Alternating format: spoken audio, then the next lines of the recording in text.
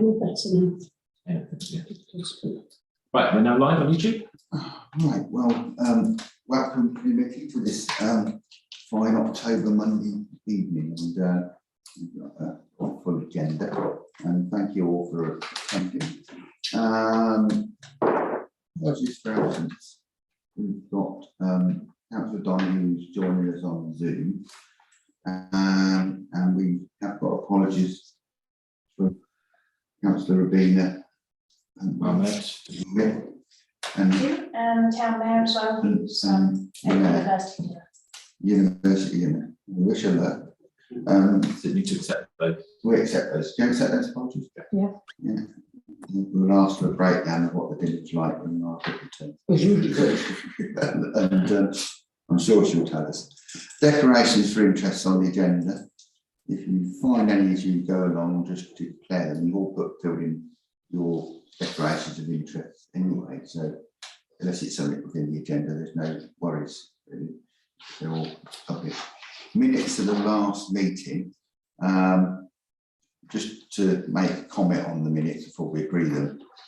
We spoke today, the town clerk and I, and you will notice that there was 2 press releases, which we're going to tidy those up in the near future. One was on the tourist information. You remember we discussed how well it was doing and that we wanted to promote it, and the other thing was the income on the market and how well the market was doing.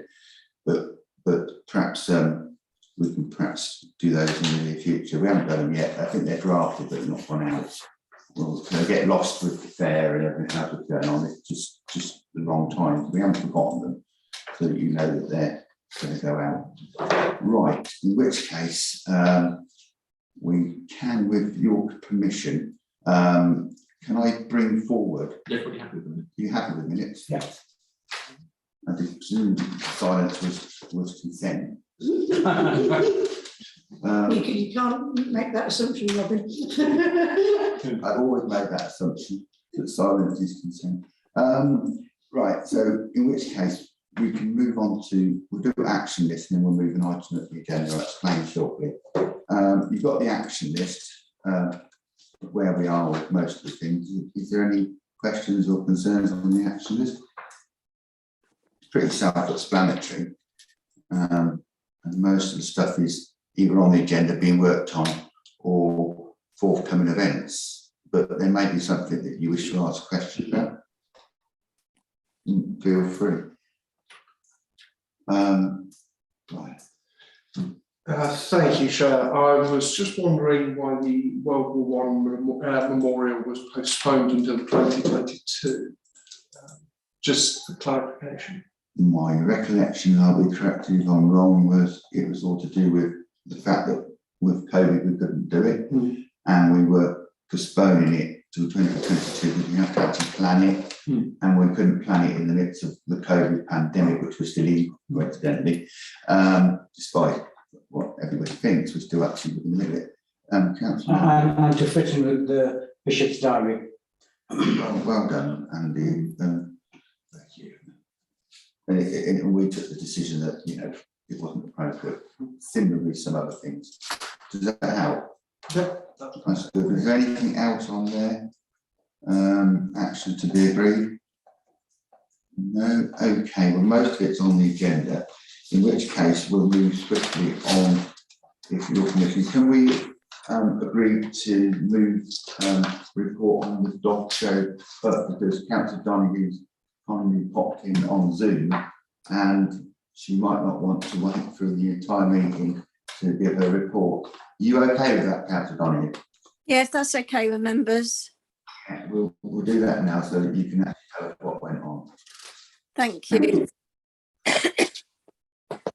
Okay, so thank you for allowing me to say a few words about this year's dog show event that was held in Bourton Park back in September. Firstly, I'd like to express my deepest thanks to every single person who volunteered or worked this event, because without everyone's input and hard work, this event wouldn't run as smoothly as it does.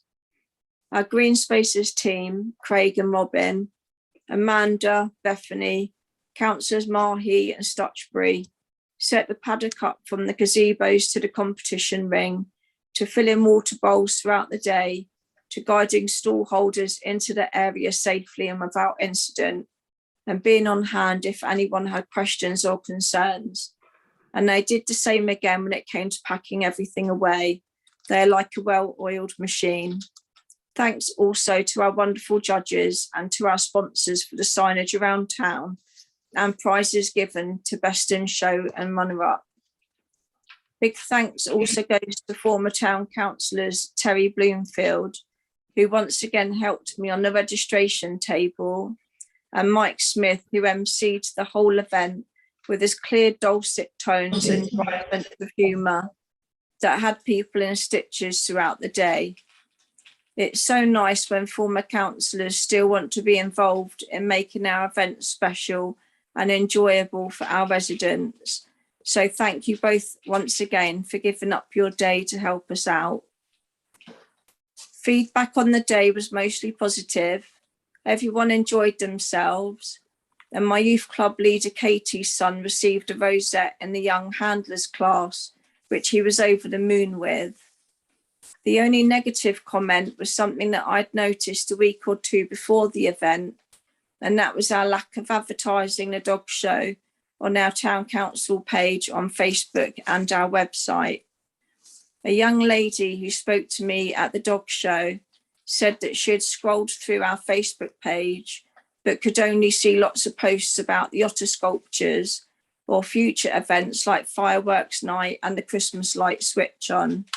She had even tried Googling Buckingham Town Council dog show, but nothing came up, and she was about to give up. But then she noticed a pinned post on Facebook about the dog show, which was done following a meeting I'd had with Amanda and Paul, where I'd asked for the poster to be pinned, and this was duly done. So my comments for next year's events are posters and other media and socials to say Buckingham Town Council's dog show, not Buckingham's dog show, so it's clear who funds it. And we have to be consistent in how we promote and advertise our events. If our main Facebook page is showing the same posts that are being reposted 3 or 4 times a day, these will swamp any other posts members of staff put up. So I'd ask that the next upcoming event we're putting on has all of its relevant information included and pinned to the top, and also included under the event section that I'd only noticed when looking for the dog show poster to share on my page. And once the event is finished, the post can be unpinned and sink its way to oblivion. The key is thinking like someone who may be technically challenged or may be using a smaller device like a phone. How easy is it to find information, and could it be made easier? And that's it. Thank you, Chairman. Thank you very much, Councillor Donny. The points you made we'll take forward.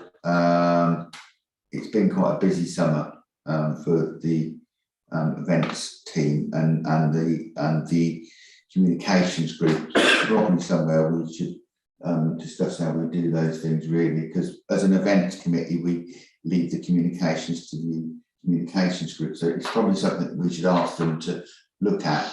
And your points were made, but thank you for making your time to come in today. We know you struggled, and we appreciate seeing you. And we look forward to real time around the council chamber, back with us again. And Definitely. Hope you're feeling much better soon. Pardon? I hope you're feeling much better soon. Thank you. Appreciate that. Thank you very much. that was a lovely KFC we had together on the way home. I was now having spoiled girl. Thanks again for picking me up, Robin. That's a pleasure. And we look forward to seeing all of us back here around the table with us. If it's okay, I know that Amanda's got a verbal update for the dog show. If I can just listen to that, and then I will say my goodbyes, if that's okay. Thank you, Lisa. I'll go to Amanda and then we'll move through the agenda. Thank Well, I you. don't think I can really add much more to what Lisa's said. Leaders, the estate agents, once again, did the advertising boards on the bypass. We had prizes donated by, I think they're called Some Washes, the dog grooming place just around by Dandelions. I'm trying to think where it was. And there was 2 or 3 other places that also donated prizes. So we had lots of dog food, and Arden Grange, they've donated from day one and they've sponsored us from day one. So there's not a lot I can add to what Lisa said, but it was an enjoyable day. It was fun. Councillor Everington. No, Just from my own point of view, I rather enjoyed the day patting dogs. And Fran and I had a nice time around there with her little dog, and everybody enjoying themselves. And you are right, ex-councillor Smith and Terry turning up was really nice to see them. And and Mike was as professional as ever, telling me who I should go and reminding me who I should thank for coming at the end, never missing an opportunity to make sure it goes right. You know, he did a good job on that and sent me off on mission. Thank you very much. Chairman, can I also say thank you to Amanda for coming to Pets at Home and buying the prizes with me as well, because that really helped me out. That was fun. If it's okay, we'll drift on. Stay as long as you feel possible. No, I'm going to leave now, but thank you ever so much for bringing that forward. And it's lovely seeing you all. It really is. Thanks, Paul. Thanks, Nina.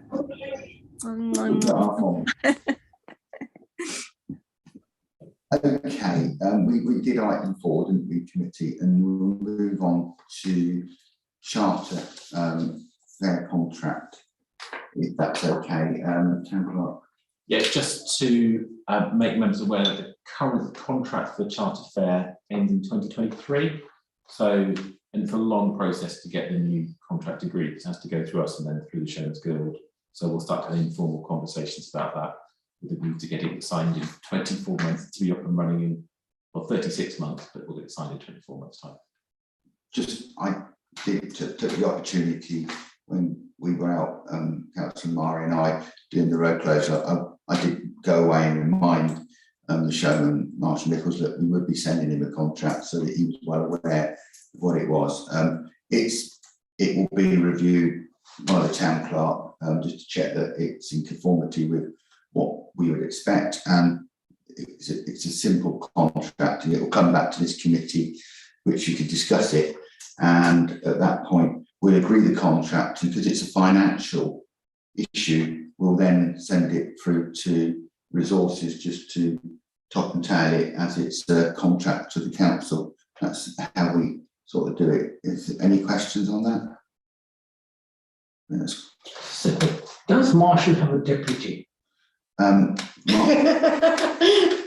When we signed the contract originally, there was 3 people on the contract, Councillor Murray. There was his late brother, who's passed away. His son's on the contract, and he's on the contract. We only used to have 2 people. Remember, you and I had the discussion that we ought to get his son onto the contract. You and I both thought it was wise some years back, and that is the case. But those discussions are what we employ the town clerk and deputy town clerk to do, really. So we can be part of those if you want to, Andy, but when we're asked. I hope that's okay for everyone. Then we move on to something completely different. And before we move on to discussing item 6, which is the Bardic Council, can I record our thanks for everything Dean has done in his period of bar? I think he's been excellent, entertaining. There's never been a week, I don't think, while you were barred when there wasn't something going on. And the other thing, I think with the committee's permission, you used your position very well throughout that period to give you that opportunity to do a lot of charity work as well, which we would like to personally applaud you for, with the flooding and everything else you did. You're tremendous. Thank you. That's very kind of you to say thank you. I thoroughly enjoyed my time, along with a little bit of stress throughout it at some point. You should produce a book. Yeah. Well, I think you may well. If I hand over to you. Yeah. It's a very, I'm conscious that you've got lots of stuff on the agenda, but I think, given it was the second trial, it was a successful event. I think it was great. We've got a new bard and a very different bard from the bard that you experienced last time around, which is a good thing. It's good to kind of, for it to keep being different and new and exciting and interesting, different voices and perspectives. That's really good. I did want to kind of record my thanks to all of the people who participated in the evening, those that helped coordinate it, but also the performers, because most of them are, or some of them are professional performers. They usually be paid for the work they do, and they all did it completely voluntarily. So, and that's the Bard of Northampton, to Brothers Homebrew, to Stephen Fernyhill, to Terry, who did the emceeing. I thought she did a brilliant job of that. Who am I going to miss out? That's the terrible thing. I'm going to miss somebody out. Really, someone really important. It'll come back to me. But all of them volunteered their time, and I thought did a really, really good job. It was I think you mentioned it was cold in there, but I think that was sensible given the fact that we're crowding lots of people into a small room in current conditions. So, but I was pleased it went ahead, and hopefully you're all in agreement that it's something that we should continue. And I think over time we'll just develop and get better and become part of the kind of fabric of the culture of the town. That's the hope. And I guess my one wish, when we do it again, is that we try and stimulate some interest from within the town as much as outside the town, so that we might have some people that come forward from within the town. But that's not to take away from the fact that we've got a great part. But I think possibly a way of us doing that is perhaps stimulate some interest amongst the younger people within the town. I can really see some potential in the idea of having a baby bard. And I think that would really generate that kind of inspiration around the spoken word, but also the written word as well. I think it's really key for young people to engage in that sort of stuff. Aside from that, thanks very much for all the support that the town council has given to making that first stint work, and for the ongoing support that hopefully you'll be happy to to provide in making it work going forward as well. The one thing you mentioned about the charity, so it's worth mentioning that over the last 2 years we raised £5,000 towards a homelessness charity as a result of the Bard role, if that makes sense. There was also the £18,500, not raised by me, but raised by people that were stimulated by inspiration of raising money. And then just from the sale of the books, £250 that went to to Brownwood Primary School. It's quite a significant amount of money, and I think that's where the real good stuff can happen. Using it as a way of doing some really good things, getting people into giving money, which they do in lots of other scenarios. But nice that they did it around that kind of arts and culture, and that's it. So, well, thank you. Through the members, one of the actions we had was to produce a book to the bar. Our members wanted to discuss that because it's something that's already been produced. Lee Dean has produced it. It turned out very quickly. Congratulations. So I did that because I wanted something to give up, but I think for the next bar that comes along, now that Sandy's in place, I think it's a nice thing, it's a nice incentive for them to want to do this if at the end of it they've got a legacy, which is a document of the work that they did in that period. And hopefully that will change and it will be relevant to the year that they were barred, because there are all sorts of things happening. Noting through the town clerk, if it's correct, that you're giving money to charity, would the committee be minded to support this book and note that the town council supports the book? Because the money is going to support some children which have been 50% of the money, am I correct? Yeah, so it's basically it covered the costs of printing the book, and then the remainder, the profits went to, or anything over the cost went to Brownwood, yeah. Would the committee be happy for us to put town council's name to that? And what and sell it to the Tourist Information Centre? Well, Where are you at with sales? I mean, I sold out everything that I had, so Huh? yeah. So you can do a second run then? I mean, I could do it, but what would be the best outcome from the whole thing is if at the end of Sammy's term, if if she has got the material that she can then put it into a book and for it to be sold, and it would be up to Sammy what proportion of that went towards charity or to the book or whatever. Unless I think the second round would be a good stocking for over Christmas. No, seriously. Would it? Fran, you didn't comment on it or anyone else, but I'm just talking about it. I do think that it went sold out very quickly, which means there's a demand for it. I think second run, and get it on the side and source information. yeah, make a nice that particular one. Make a nice Yeah. If you're happy to do that, if we'll give the town council finance the printing of the. I've no idea what the costs are, but can you and the town clerk talk about it, and we in principle agree tonight that we support a second run, and then because I haven't got the budget heading to take it from, but we will have by the time we get to the next period. But if we agree in principle, budgets permitting, that we would support the second run. Yeah, I'll send you the details. Okay, we'll sort that. And then town clerk and Dean can sort that out. We won't need to actually rediscuss it. It can move forward. That's great.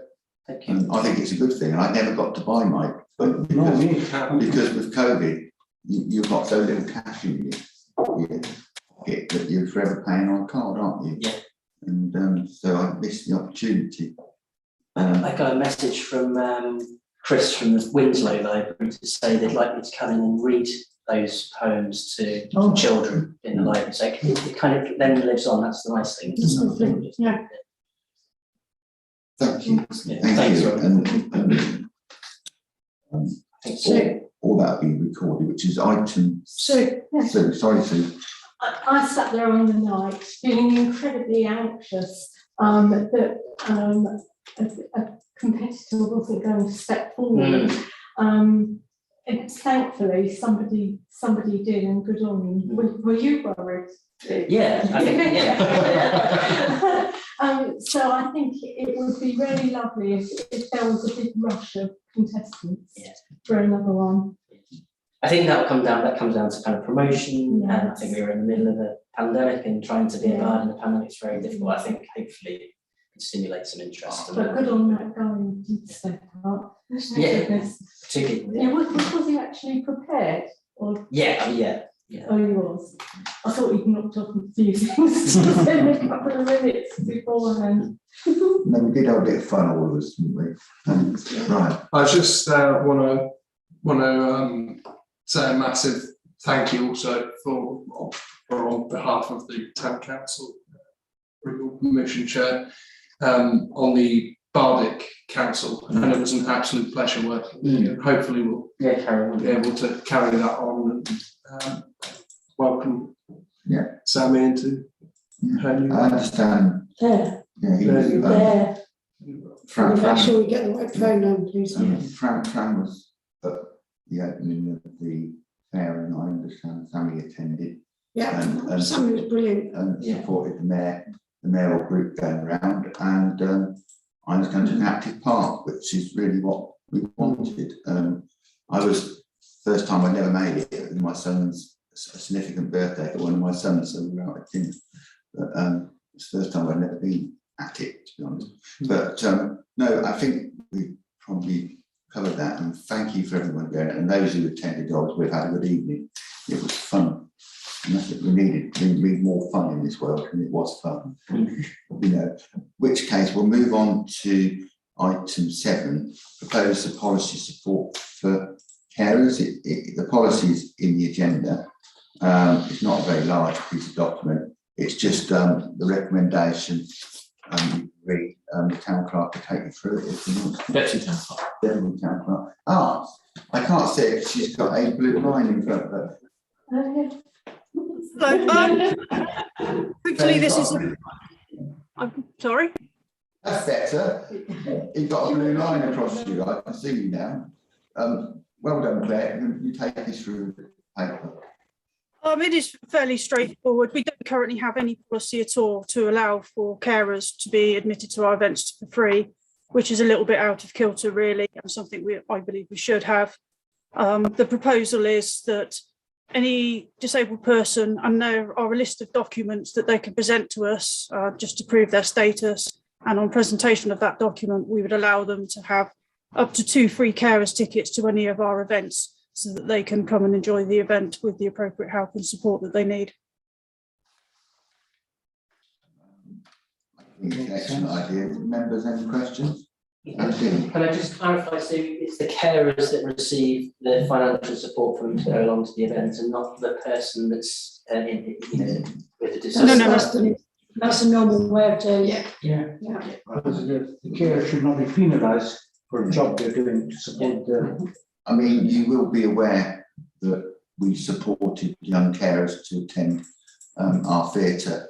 The committee supported young carers, and that was really meant that they could attend the outdoor theatre, which was organised during COVID. Excellent event, and I think Claire sat down, didn't you, Claire, and sort of looked at the whole business after that and how we should have a policy, which is so that we've got something agreed, so that we know what we're doing in an event. We don't have to sort of make it up as we go along, which is very professional and totally the right thing to do. So are we happy to agree this policy? Yeah, absolutely. Show of hands, please.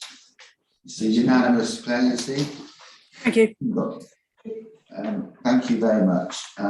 Which case we can move swiftly on to forthcoming events. I'll just have an update from the town clerk on the bonfire, because there were some elements around the budget we wanted to mention to the community. Was it the bonfire? That somebody wasn't coming, who were coming. So the normal group we have coming, I'm looking at Amanda, because Amanda knows more about bonfire than I do. Amanda, we've had a cancellation. One of the groups we have aren't coming. The sealed knot or Sealed knot. robots. That's it. I couldn't remember the correct terminology. That's why I was going to vote for you, because I thought then I wouldn't get it wrong. Yeah, they don't feel that they have enough members to put on a decent show for us this year. Which, to correct it, means we've got £150 in the budget. Andy leads on this event, so it's a leading councillor on it, and has been for a number of years, well, since he came on the council, I think. He's been leading on the bonfire. So there's £150 in the budget, which we could, if there's a suggestion how we could replace that for the committee, see whether we can use that £150 to put something additional on in the evening. If not, we'll find something to use it for, I'm sure. But I just put that out there. A very short notice up to people to get. It's only 2 weeks. Exactly. Not even that, is it? So 6th of November. So are you happy to allow the town clerk to put that into earmark reserves if we don't spend it? Yeah. Is that agreed? Well, I think Amanda, we've got a new stall coming as well. Yes, right. The bar. I don't know yet. I've gone to Kerry Ann, Yeah. because obviously the park falls within the bypass, and we have that bylaw. Well, it's well within the bypass. So. Yeah, so we've got the bylaw that there's no alcohol consumption within the bypass. We've had it for a long time. No, it doesn't work. No, like that. it doesn't follow that. no, that's No. not good. No, because we have alcohol at Bandjam. Well, it's not. We have We're not alcohol. Aylesbury. We have alcohol. No, Aylesbury's got a different regulation. My this understanding was of written it, by. my understanding of that bylaw, when I looked into it, is that it's basically it's a disbursement order, so that if there is antisocial behaviour or drunkenness or whatever, then officers of the town council, police officers, etc., are able then to remove containers of alcohol from people that are causing a disturbance and dispose of it. That's my understanding of it. Yeah. Is that? That's correct. It's not a blanket Aylesbury ban has got on a different, drinking. that they keep like to compare us to Aylesbury. this No, came this- through the council many years ago. Councillor Robert Lehman and I stood up to say that we were not Aylesbury and that we didn't expect to be under the same restrictions, and we won the day. And they keep mentioning this and forgetting that the bylaw It was in the alcohol, the alcohol thing that Warren brought up at full council meeting a while ago. It was a licence consultation, that's the one. And I read up it on it. Sorry? Have you read out the one that was written for us? Yeah. Oh, okay, Yeah. I didn't know that, Yeah. okay. But Yeah, no, it's not a blanket ban on drinking. But Amanda's basic point is still the salient point, which is that we need to check with the safety advisory group. Yes, So and we can when, get permission from them. So Yeah. whatever the bylaws are, they still need to come back with their permission anyway. So that's what we're. which so was waiting not- for not- Kerry Ann to come Not back. necessarily a good idea to have alcohol fire. No, we've never, we only have alcohol at Bandjam and music in the market because of the pubs. Otherwise, we've never had alcohol at events, have we? no. And I think that the view was when we looked at it was that it's going to be there for about 90 minutes. So people aren't going to have a chance in the cold to have loads of alcohol. It will be people will have 1 or 2 drinks and then it'll be gone anyway. And then we close down. So it's quite low risk. Through the town clerk, when it came in, it's an officer type decision, so the officers looked at it and Amanda's asking questions and whatever, so the decision will be based around what the law is based around, the risk based around anything else. So I think it's appropriate that Amanda and the town clerk send you a note so that you know as committee members what the decision is and what we meet the regulations. Is the introduction of alcohol come about as a result of feedback from people that attended or anything like that? There's a stallholder who said, "What do you think? Could I come along?" So we thought we'd try it. Right, yeah. So it wasn't a specific kind of, why don't you sell alcohol? No. No. He's done, the gentleman's done numerous events in town and different things. And there's no, that which have gone off, so it's officers' sort of decision. If the advice it doesn't fit in with it, that would be led by the advice. But you can't just say no without going through a proper process. I presume that you need a temporary event notice. He's going to provide that. Right, okay. He's just waiting for the go ahead. I did chase Kerry Ann That's all today. right, it's getting tight on getting one of those. So. Yeah, and I can't do anything until Kerry Ann comes back and says yes or no. So you never know what might happen. So you're informed.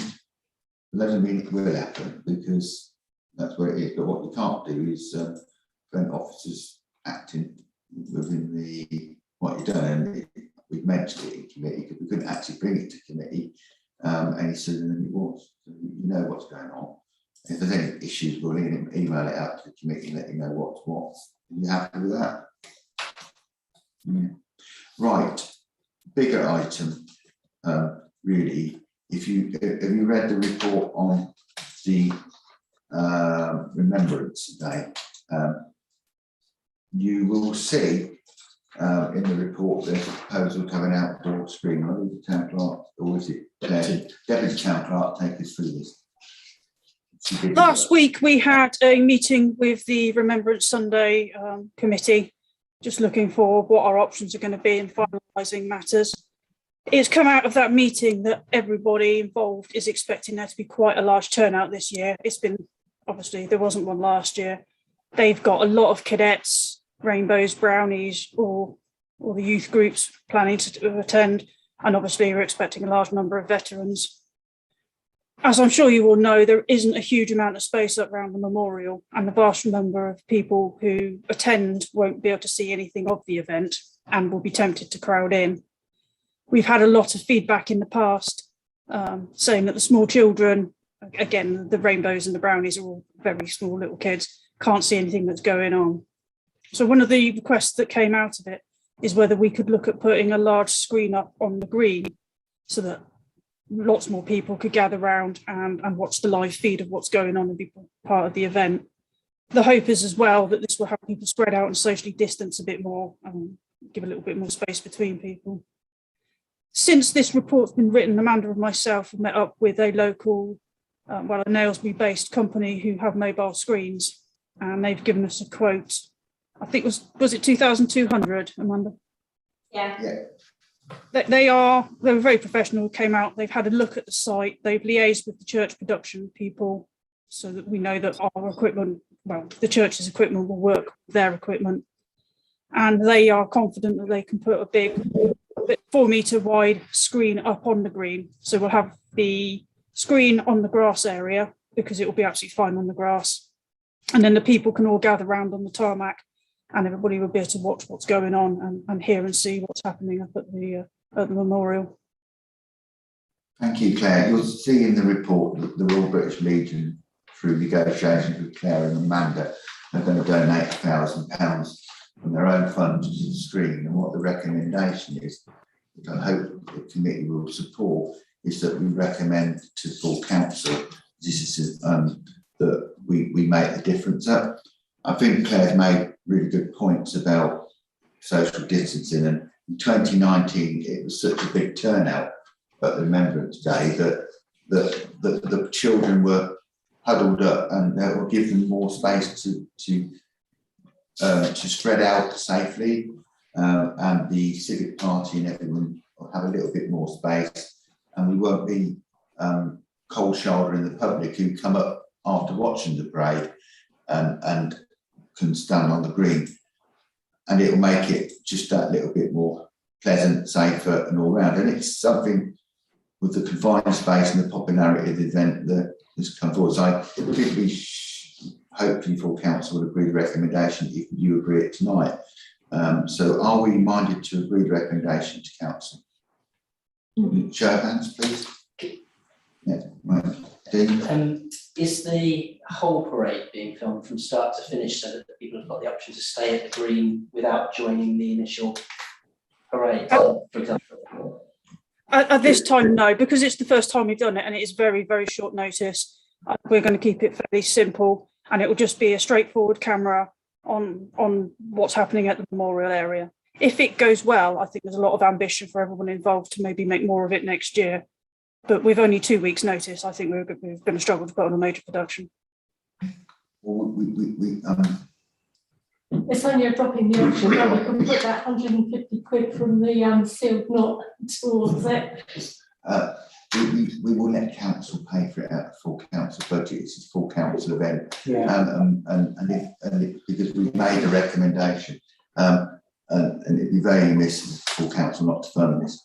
So I'm sure that we'll all support that recommendation. If we amend it and change it, then they'll say, well, it should be funded out of budgets, which it isn't funded out of budgets because we haven't got a budget for it. So I think if we'd had weeks in advance, calculated, what we would have done is done what you said, but we haven't. We've got to act pretty swiftly to make sure the event takes place, and I think that's where we are. I think it's definitely a good idea, especially under the current circumstances. I think it's not just, I mean, you mentioned rainbows and browns, also the Scouts and the Beavers and Cubs as well. But actually, the elderly, more vulnerable people needs a lot of space as well. I think that's actually, in some respects, more important than the younger ones. That's just at the moment, especially if they're not all getting their booster jabs in time. So this will go to interim council agenda, so that will get agreed in plenty of time. Hopefully interim council recommends the recommendation, it will come from here, the council's budgets, and then we can move forward and can hire. I think then we'll go out and let people know what we're doing in conjunction with the British Legion. But it's such a significant event, and it will be so nice for our mayor to actually be able to represent the council at the event, where last year it was an online event because of COVID and wasn't such a good experience for the previous mayor. And it's also one of the major occasions within the year when the mayor represents the town. And having done it myself, Andy's done it, and it's quite a major occasion when you're mayor to actually be the person who represents Buckingham or something like that. And it's a sense of pride. So I'm sure Margaret will be absolutely wonderful.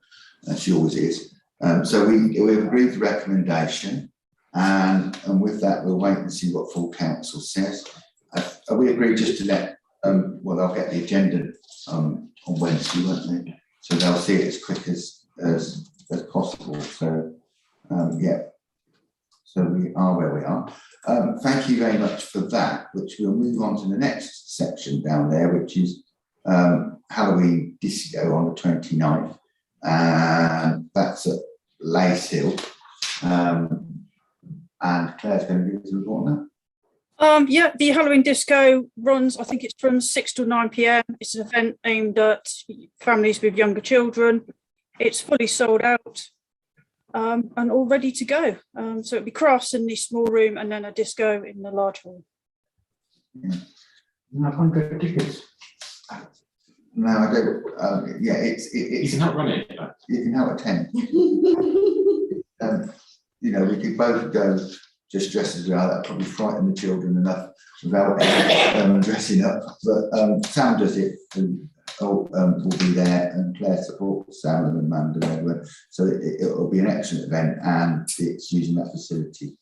Which 8.5, which is the Christmas lights. Who's, because it's not a written report, who's talking to that? I'll just talk briefly. You remember last year we couldn't do it, we did it online. This year, the aspiration is that we will be doing it outside. We're going to probably try to dovetail the event a little bit closer in discussions than it was in the previous year. It was far too crowded, the event, and people were getting cold, and the timing of the light switch on and the mayor and whatever, just to try and bring the event together, because with small children, you really don't want to be stood out in the cold for any longer. Plus, all our officers have stood out there an hour before everybody turns up, and they're there half an hour to an hour afterwards getting cold. So we will compress that event and try and make it a niche event. I think the details of that are fluid, but it will take place, and it's on the 27th of November, and we'll give you an update on exactly what's present near the time. Is that anything I've missed? Anything there, Claire? I don't think I have I? No, that's fine, thank you. Yeah, yeah. So You've missed out Lace Hill Winter Fair then. I missed out Lace Hill Winter Fair. Well done, Fran. Never miss out the Winter Fair. Thank you, Fran. Yeah, Lace Hill Winter Fair. That is another Claire. The Winter Fair, basically it's a sale that's arranged up at Lace Hill. Number of store holders, Christmassy, winter-based theme to it for various store holders. It's well underway with the booking going on at the moment. Usually I think we charge £1 entry. I'll clarify with Sam if that's what we're still doing, but we get the money back from the store holders. And I think it's booking up quite nicely at the moment. Thank you. In which case, the event I haven't missed out, which is the Christmas parade, because I jumped from one to another. The Christmas parade, you will, for new members of the council, you'll be aware town council funds the Christmas parade from the budgets within this, and we support the Christmas parade in the fact that all our officers organise the road closure, all the legalities of it, and the Christmas parade committee have the budget to organise the parade within the street. Now, we agreed previously that our mayor would be handing out the prizes for the budget, and I think that's been communicated to the parade committee. There shouldn't be no competition on that. What is the theme just for this year? Fashion through the ages. Fashion through the ages, that sounds like my wardrobe. No, I think yours got stuck. Which period? Which period? About 1976. I think it was before that, but anyway. Nothing in my wardrobe dates before 1970s. The record stopped on the groove. Keeps jumping. Any questions? Okay, in which case we do have councillors and previous councillors are coming back, I believe, to help with the barriers, and we've organised a parade. They'll have a meeting down here in the morning, people who are doing the barriers, so they know what they're doing in the morning, and we appear to have enough. Is that correct? I just need to tie up with Patrick Feely, as he organises them all from the parade side, and I organise it all from our side, and then we mash it all together. As far as I know, he's got as many as he needs. I've got as many as we need, because our staff are trained, so we have to sort of pair them up. But I'll have a look and see if we need any more. I will email all councillors to see if there's anyone else that's available to help. But the parade committee organise a briefing on the Wednesday night, and then they do another one on the Saturday morning, down Shandos Road. Yeah. But as far as I know, they've got about 40 something floats, so it's going to be full. So councillors attend the parade and you walk in support of the mayor if you want to. So you walk up through the town, which is quite a grand pronounce through the town, and it's quite pleasurable walking through the town, seeing all the young children on the floats, and it's enjoyable seeing all the people you know in the crowd, and the people you don't know, you get to know them. But it's just one of the fun days in Buckingham's calendar, which we have funded for quite a number of years since the parade committee had no money. Town council then stepped in to fund it, which was a historical decision, but the right one. So you can choose what you do, but do what time have we got to be down there? There's a note to members. Usually it kicks off at about 10:30. So. Yeah, the parade moves off at 10:30. I think you have to be down there around 10, don't you, to form up? But if you get there early and come up from the bottom end of Shandos Road, you can walk all the way through and see all the floats and see all the children dressed up and all the community groups making a good fool of themselves or being charitable. And it just raises a lot of money for charity on the day, and it will be nice to see it back to the officers and the volunteers. So I think there's nothing more to say on that, only that I look forward to seeing the mayor handing out the rosettes again to the whoever wins, he or she. We will be inviting Sammy to that. Yeah. Okay, yeah, thank you. I think it'd be nice to attend. It's an ideal event. Right, which brings us to 8.7, which is the community fair 10 o'clock. Amanda will also help me out here. It always happens on the day of Christmas parade. So it's always been run by Terry Bloomfield. Yes. And this year Terry's looking to actually see the parade and marshal the parade. So where have we got to? Yes, so I've spoken to Terry Bloomfield to see if he would be able to help us out one more time with the community fair. And he's happy to do the bit on the Friday, putting the name places on the different tables for those that are having a stall there. Yeah. He's waiting to hear back from Howard whether or not they want him as a marshal, but he's quite happy to help us out one more time. Well, that's immensely charitable of him. Yeah, but he's never seen the parade. He's always been in the community centre.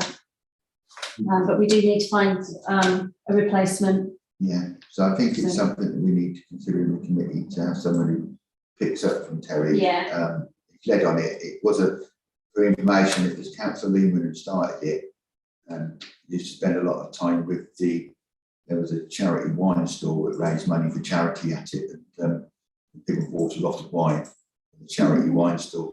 I don't know what the attraction was, but they bought a lot of wine from the charity wine store. It made quite a lot of money for charity, but I think he started that when he was mayor many years ago, and it's carried on ever since. So and it has been. So it's okay. We're going to go ahead. Yeah, the WI are doing the refreshments, and they always go down well with everybody. So they'll do all their usual cakes and mince pies, teas, coffees, and everything. And we're starting to get stall holders now, which are the usual charities and charitable organisations and societies. Thank you. And Catherine. And Catherine. Catherine does a charity store. She knits and makes things all year, and then the money generally goes to the mayor's charity. which is really good of that. You know, so I hope then you can go there and get, if you get cold on the day, you can go there and then do a circuit, and if you've got any money, you won't have when you come out.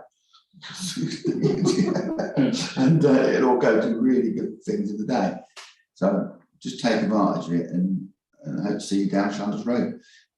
You know, it's a joyous day. Right, we've done all of 8, so we'll move on to 9, which is review of the events, which is you tap on the, which is the Celebrate Buckingham Day. I just having attended the event, I attended with other councillors. I thought it was a tremendous day, but you've got the report in front of you. Who's taking, it's Amanda's report, so if you'd like to take us through it, Amanda. Celebrate Buckingham went ahead on the 6th of September. It seems a long time ago. Yeah, 4th of September, beginning of September. It'd been postponed from July because we'd just come out of COVID, and we wanted to give people time to sort of get themselves together and see if they could still have a stall there. I think there was only 3 stalls that were coming originally that weren't able to come for various reasons. The Borg group helped, the Buckingham Off-Road group helped us to park vehicles, as we had let stallholders park in the paddock, which is something we don't normally have, as people parking in paddock. So they organised all the parking for us, which was good. Bethany was there to help me show the people where their stall was going to be. We had the robing of the mayor, so we combined Celebrate Buckingham with mayor making. And the mace bearer and the mayor and the town clerk walked through the paddock to the stage where the robing ceremony took place. And I think people were quite pleased to see that, as it's something that they don't normally get to see, as it's done sort of an invitation only type of event. And then Ruth Newell and Christine Strain Clark were presented with scrolls, and they were honoured as free women of the town. They've both been long-serving councillors and both had been mayor.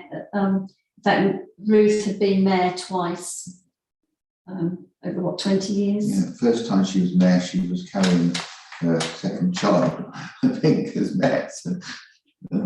So she waited till she finished, I think, and then gave birth to a second child, I think, who's gone on to university and do great things. You know, but I think from the committee, just to note the report, that it's how we will have plenty of time in the year to discuss changes and review it in further and what we want to do for next year. But members, any views on it who attended? I thought it was a great day. Really good. Yeah, it was really good. We were blessed with good weather. That was fortunate. Yes. But yeah, there's some feedback on here, I think, about the roughness of the ground, which was commented to me Yes. by a few people. I mean, that was partly because we actually had a dry period beforehand, and we wasn't going to do it there. We were going to have it in the town centre. But actually, I don't know what members think. I think bringing it into the park made it a much more fuller event, and I think that it gave Buckingham something. One of the few times they got to go out and walk and be out just after lockdown and actually see each other again. And the only thing I will say is we need another tea van for next year, because I need plenty of tea and coffee during the day. So I think if I have any criticism, it's not the fault. We've had a cancellation. We need an extra big tea van there and coffee van, and I think on the catering we could increase it if we do it again, because the turnout, people were queuing for it, and I ended up giving up and buying an ice cream in the end. We had that as well. Yeah, but I think that's, you know, one of the things. Never have enough caffeine and tea and coffee at an event like that. But thank you for everyone involved in it, and in fact, record our thanks to the staff for putting that on. The extreme amount of effort that went in to make sure it was going to happen, which was behind the scenes during lockdown, and our staff came through, didn't they? We'll record our thanks in the minutes to everybody, please. Right, which brings us on to, there's no report on the Otter Trail, which is, are you going to do that report, Claire? Because it's got Sandy on it. Are you going to do this report, or we're going to discuss it in committee? I don't mind which way we do it. I'm happy to talk you through it just briefly. Yeah. I'm sure you're aware we've run the Otter Trail throughout the summer. It was a project brought about as something to do with COVID lockdown times that could get our families out and about, enjoying a bit of art and having a nice walk and exploring bits of the town that they possibly wouldn't have gone into normally. It's been, I believe, an absolutely fantastic success. We've had nothing but positive feedback. Loads and loads of people have gone out, had a good walk around. We had a lot of interest from some of our local businesses and organisations. Every otter was sponsored. The schools chipped in, and not with money, but they painted them, decorated them for us. We had local artists decorated one or two for us, and some of our, our local good causes as well have had an otter sponsored on their behalf and painted up. So this report at the moment is just giving an update as to how the funding went. The project managed to get £1,168 in sponsorship, which went a long way towards paying for, well, it more than paid for the otters themselves. And the actual project underspend, I don't want to use underspend because obviously we got sponsorship money in, but at the end of the project we had £858 left over. At the moment, the otters are being auctioned off. The arrangement with that is that 50% of the money made will go to the Mayor's charities, and the other 50% will go towards hopefully putting together another, with your agreement, a public art trail for next year. We don't know at the moment, that's all in progress, so I don't know what the final total of the money we're going to make from the otters will be, but I'm quietly confident it's going to be well over 1,000. So that's a reasonable chunk of money to put towards a new project. Well, thank you, Claire. One of the two key things in this report that we need to do is firstly having an eye to the future. Can we agree that the £850 will be put into earmark reserves? And we'll do that tonight, so that budget's there to facilitate the next recommendation, which Andy's grinning at me because he knows what I'm doing.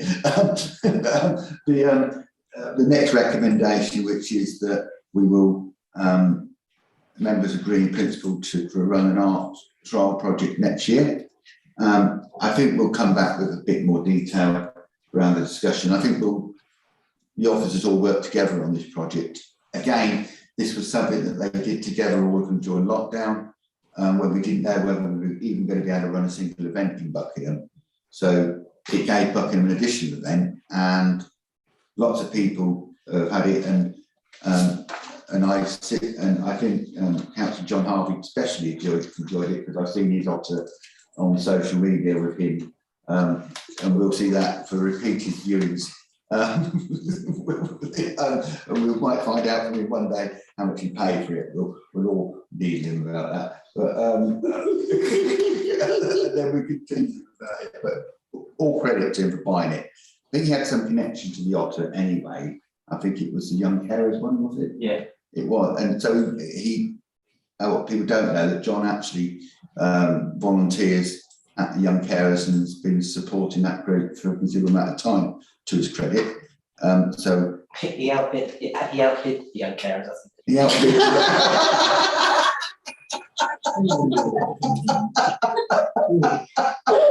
So he didn't support them. At that point, he loved the otter that much that he outbid the Young Carers.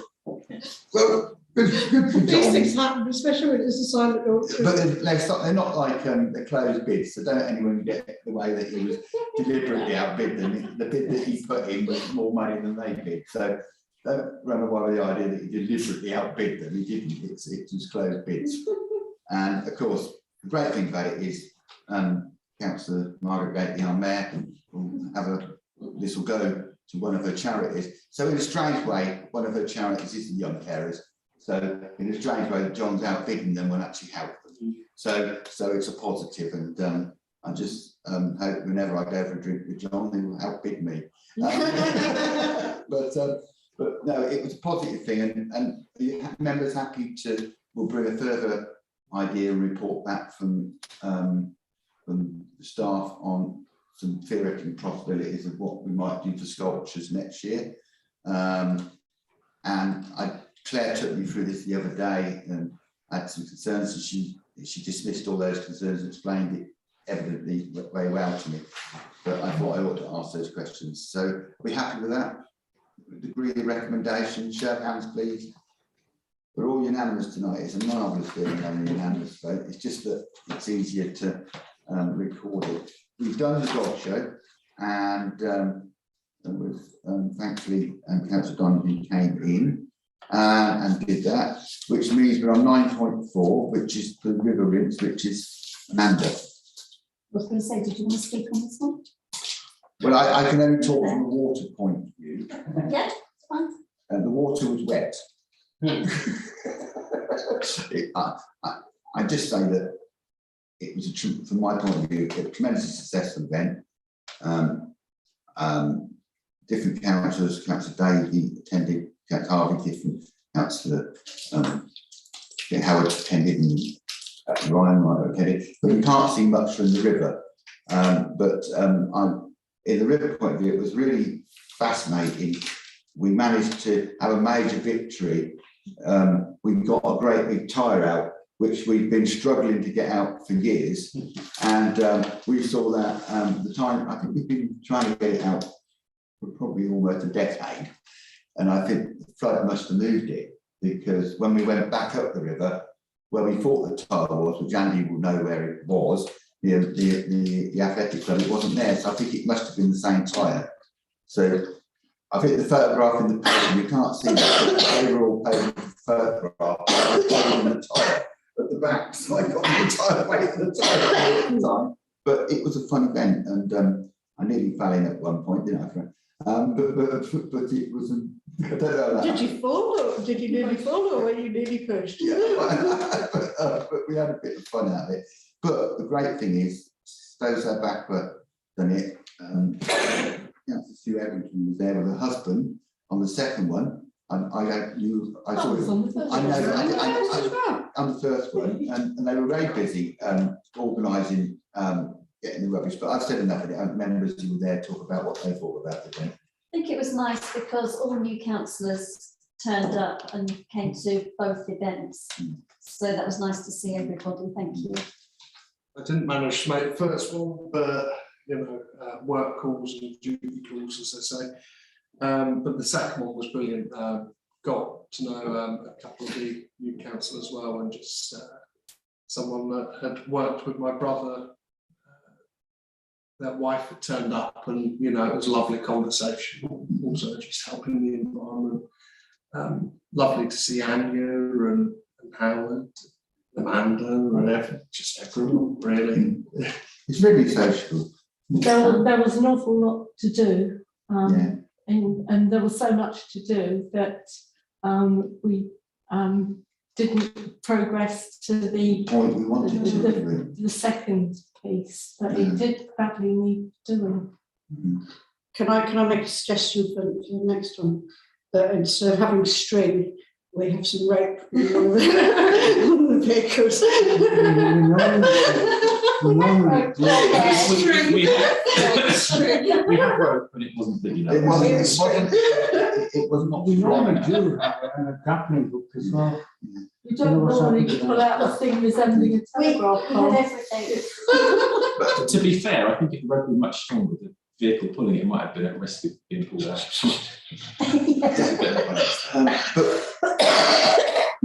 But we were pulling out lumps of tree. Well, it wasn't lumps of tree, it was whole trees. It was whole trees, because Sue knows because they block the river, and what happens is debris collects at them, and the town's full of flooding. So we have a saw in there, and I think one thing we ought to do is make sure we've got two hand saws, because we can operate quicker when we're in there. Having one hand saw between all of us, because we all like chopping things up, especially me. And we need another handsaw because if we are going to move trees out like we are doing, we need to be able to chuck them. Also, we'll cut them up into smaller pieces if there's more of us doing it and be quicker. And then we won't need such a large rope because, or we will, we more like to pull them out. But it is worth noting that the section we cleared belonged to Buckingham Council this time. I hope if we members agreed to write us and inform them that we cleared their section of the river out, and if they would like to donate something towards that effort, we'd be immensely grateful. And we send a letter to the community board advising them what we did and whatever, because they need to know that this project is a really successful project. And I think it was the late Councillor Trevor Pateman and Councillor Newell started this project. Always good to remember who did things first. And I think it's a good legacy for Trevor that we're still dragging things out the river, you know, and Ruth North.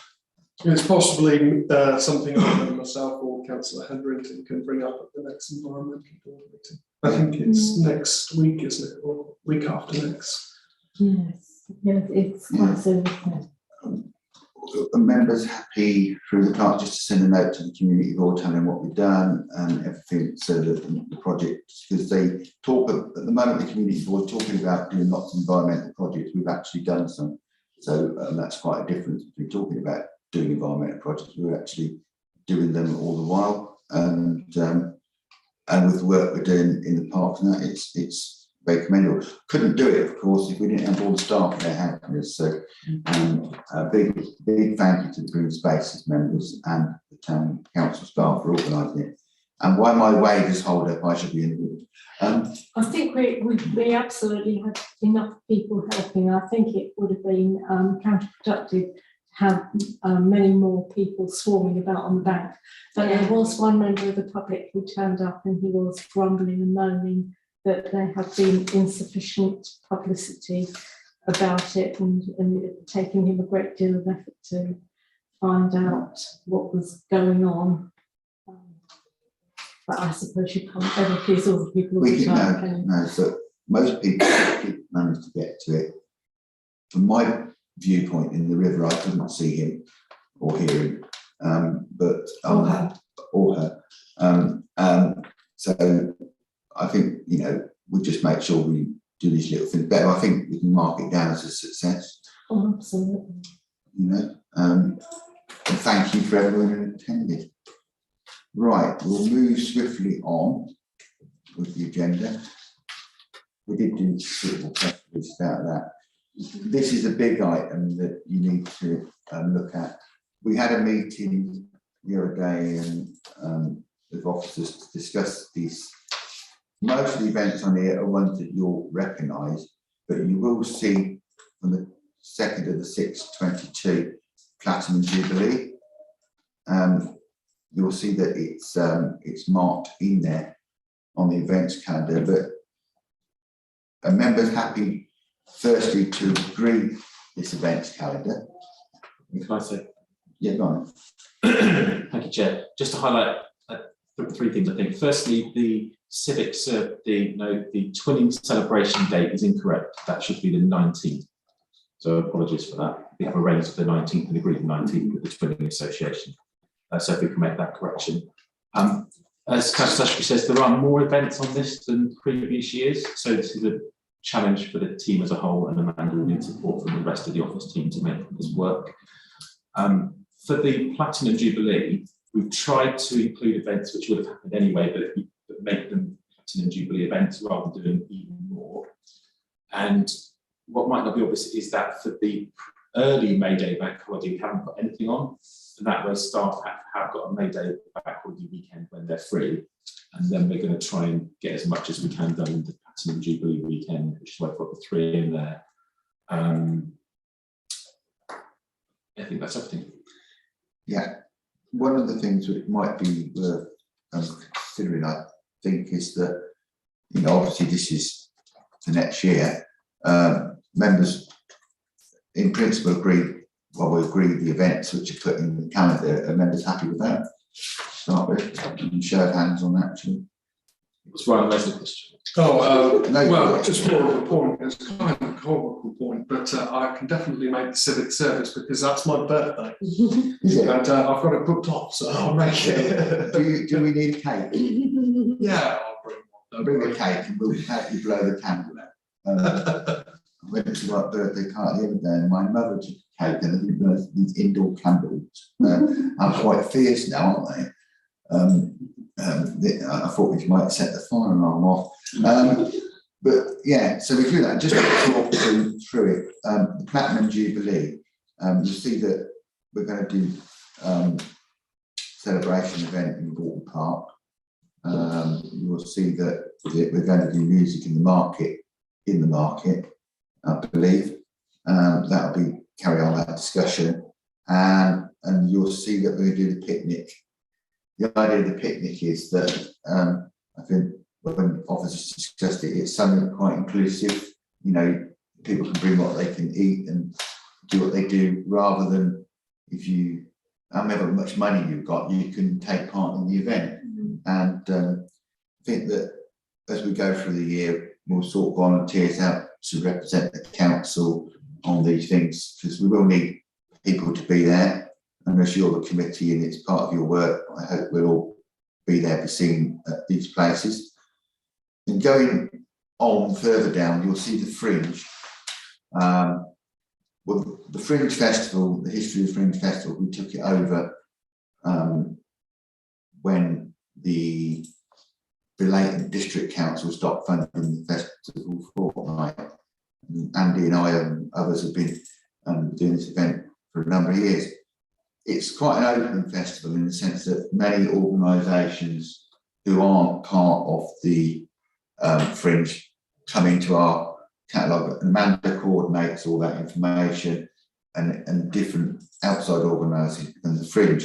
And the other day I accidentally fell into the New Inn and got lost in the doorway there, and there was a mild suggestion of the possibility that the New Inn would look again at doing.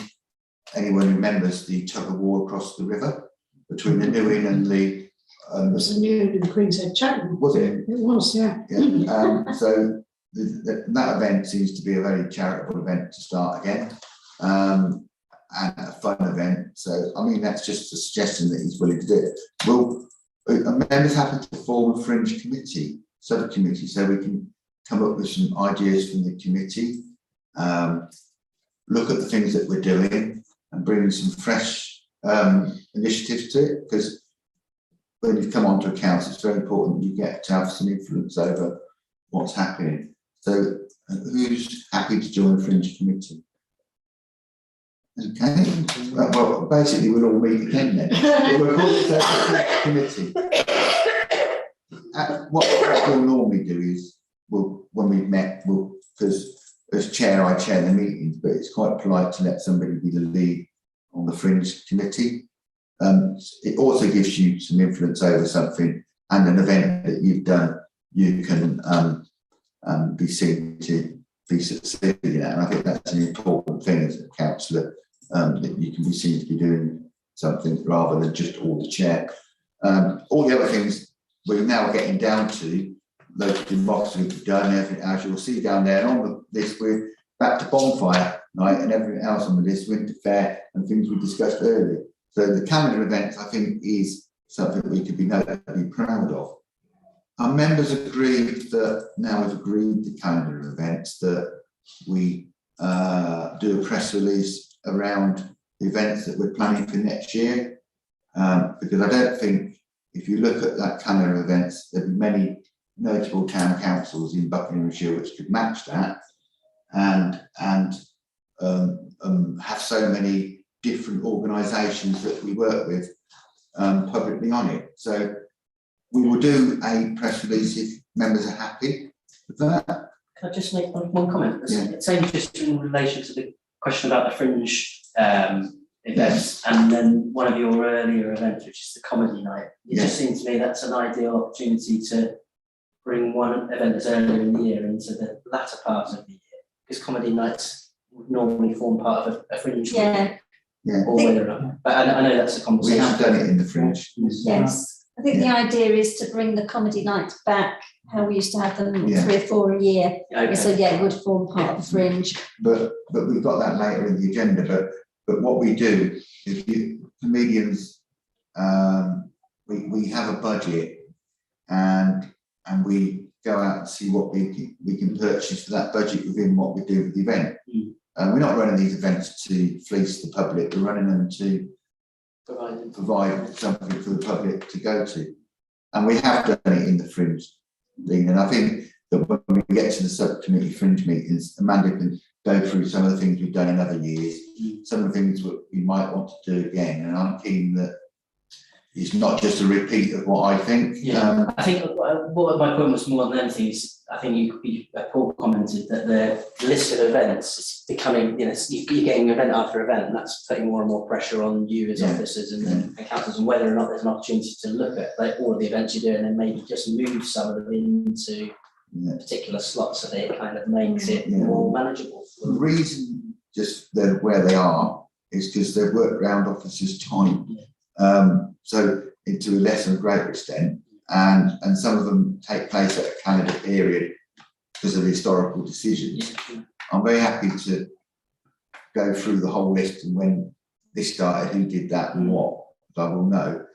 But I think it's an evolutionary thing, Dean, and I think one of the things of having these people on the committee is it will evolve with the committee over time, and no one's going to stop anyone changing anything. But we just need to agree this calendar of events, which I thought we'd just done, and we've agreed to have a subcommittee, and then that way we can move forward. Do you think we need to have a town clerk, a small committee looking at the Platinum Jubilee at this stage? Yeah, if that. That was my only other question around the Platinum Jubilee. Yeah. Does that involve plant a tree for the Jubilee? Well, we're not sure yet. But we put in there what we've got around what we've done, but it doesn't stop other people coming into that event and stuff. If you think that we need some more working group, I'm happy to go that way. Town clerk? Yeah, Nina's got an update on the planting tree for Jubilee. We discussed the plant tree in the Jubilee as part of Environment Committee. So Buckingham Society wanted to host something, and we have a tree planting event taking place on I think it's the Sunday the 11th of January, with Buckingham Society and our tree wardens and Buckinghamshire Council in Heartlands Park. So we're going to roll everything into that one event.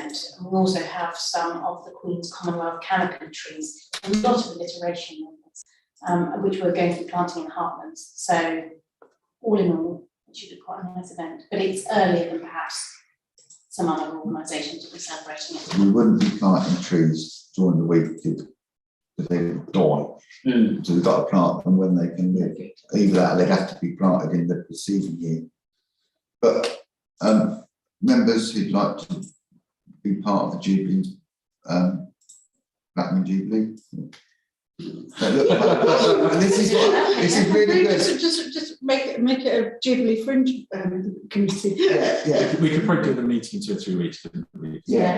Are you happy with that? And the other great thing about all of us being on it, if somebody can't make it, you elect the chair of the meeting and they'll chair the meeting. It won't have to be the chairman who chairs the meeting. It gives you opportunity to grow into doing it, I need to be in the Platinum Jubilee committee because it will be my Platinum Jubilee. Oh, okay. Well done.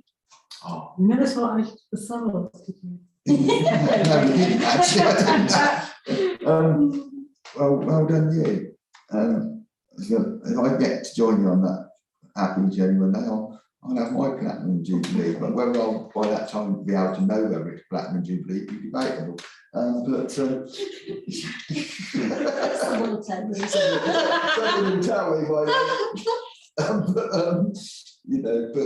brilliant. Your mother will let. My mother will know. Your mother will tell me what she'll do. Hopefully, yeah. I'll make she carry on. Anyone who knows it, my mum will know that she'll put me right 365 days of the year. And that's what mothers are for, aren't they? Right, thank you so much for that. which brings us to item 11, which I want you to, I think we need to discuss this report, with the recommendations in it. Now, this report, Amanda's report, you're going to take us through this, Amanda, with the respective draft of the report.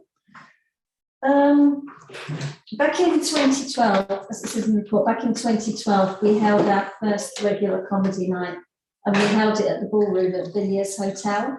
The one that we had done previous to that was next door in the community centre, and the location was fine for that one event, but it just wasn't the right place for a regular comedy night. But the report sort of tells you why we chose going to Villiers Hotel, and what the recommendation is that we be allowed to go to full council and provide a viable business case to move the comedy night back to the ballroom at Villiers. And if you look at the report, it does sort of give you the breakdown and the alternative venues that were looked at and the reasons sort of why they weren't adequate enough. Any questions? Have Villiers made any improvements to the saved access? In that case, I'd be very reluctant to go back there on that basis. Really. Okay.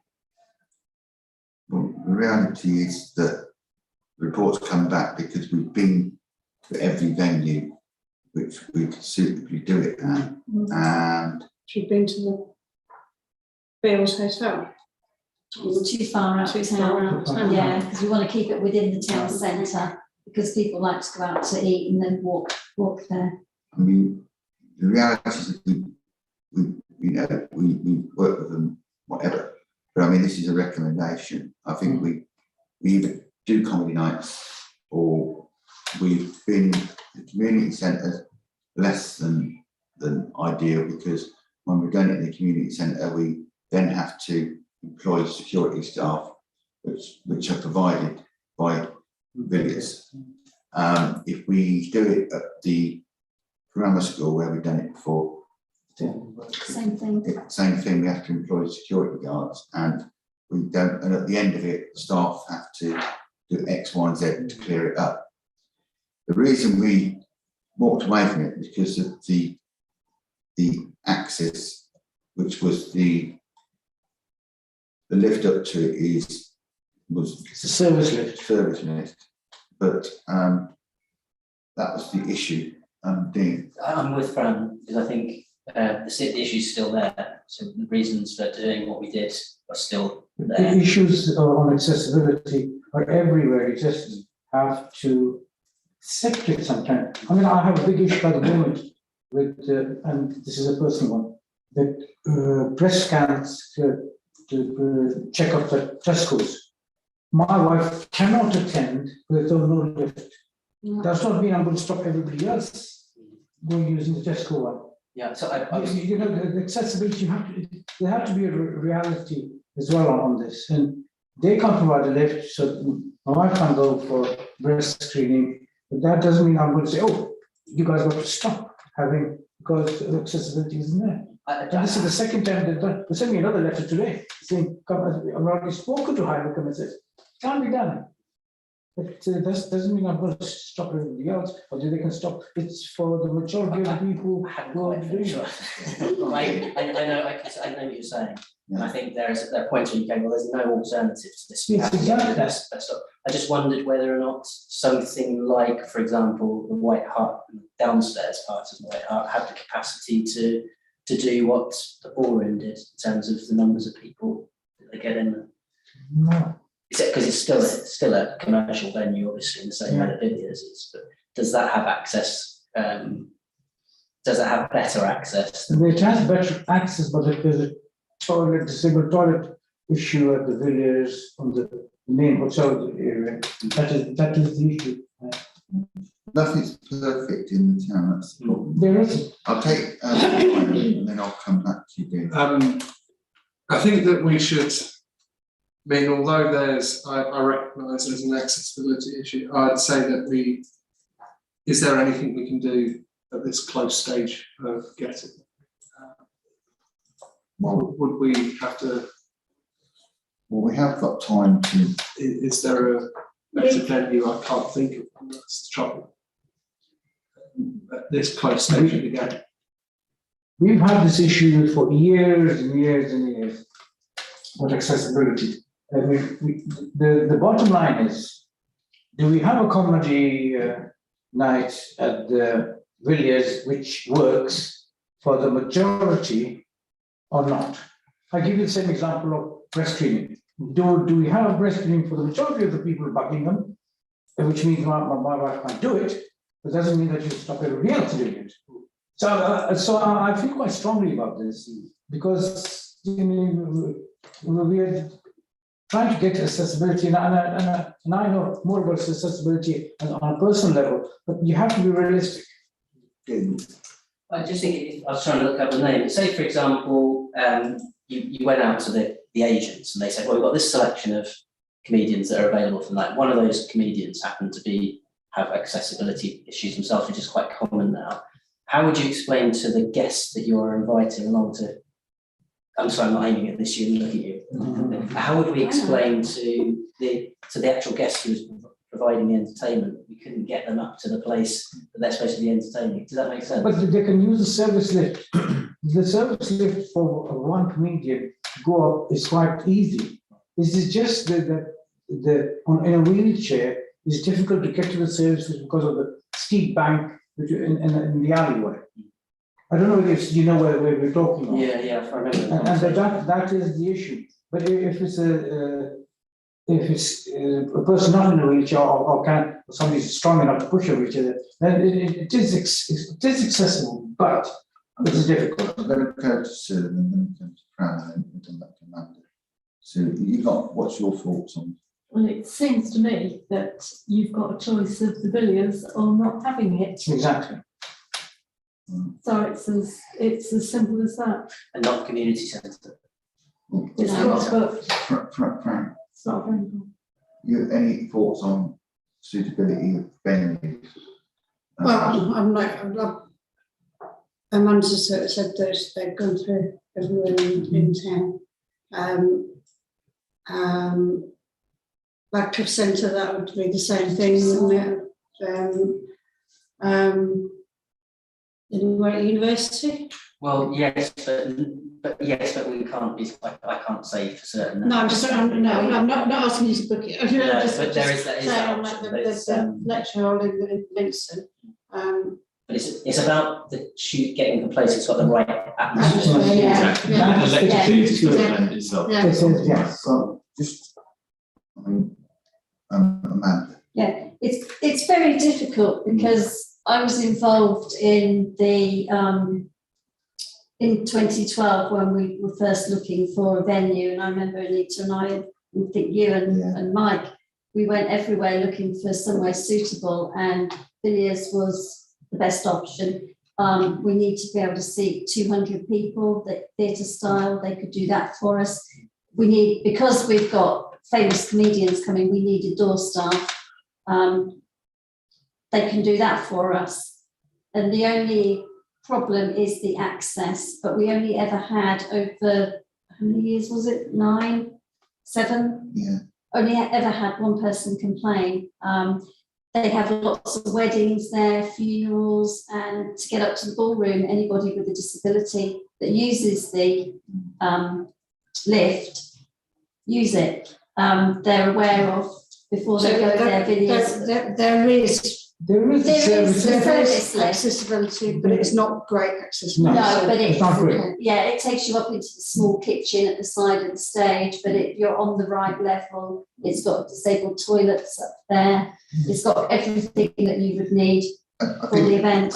We come to Campbell and answer. So just a couple of comments in terms of the actual decision. So the recommendation is that you recommend to full council to make the decision. So if you agree with that recommendation, this discussion then goes to full council. You might want to consider anything else you want to be in the report that goes to full council. So we'll have a look at the white part to make sure we cover that, we'll have a chat about the university. Can I- And also we can talk to Billy as well, just to double check that the deal's the same, nothing's changed. If there's anything else you want us to consider, if you take a full council, then let us know that. One of the things I think would be, this will go to not interim, it'll go to full council. We've got a bit of time to look at this. I think one of the things which would be, I think it's only fair to perhaps, particularly new members, go and see if they can go and look at the access, what it is, and see whether they look at it and how they feel that access works. So we could agree that with some recommendation. If we need to meet again to discuss this item, clearly there's real concern, rightful concern around this recommendations. I think we have to take it pretty seriously.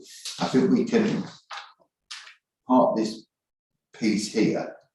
We've got time to between now and full council to actually new members to give members to go and have a look at it.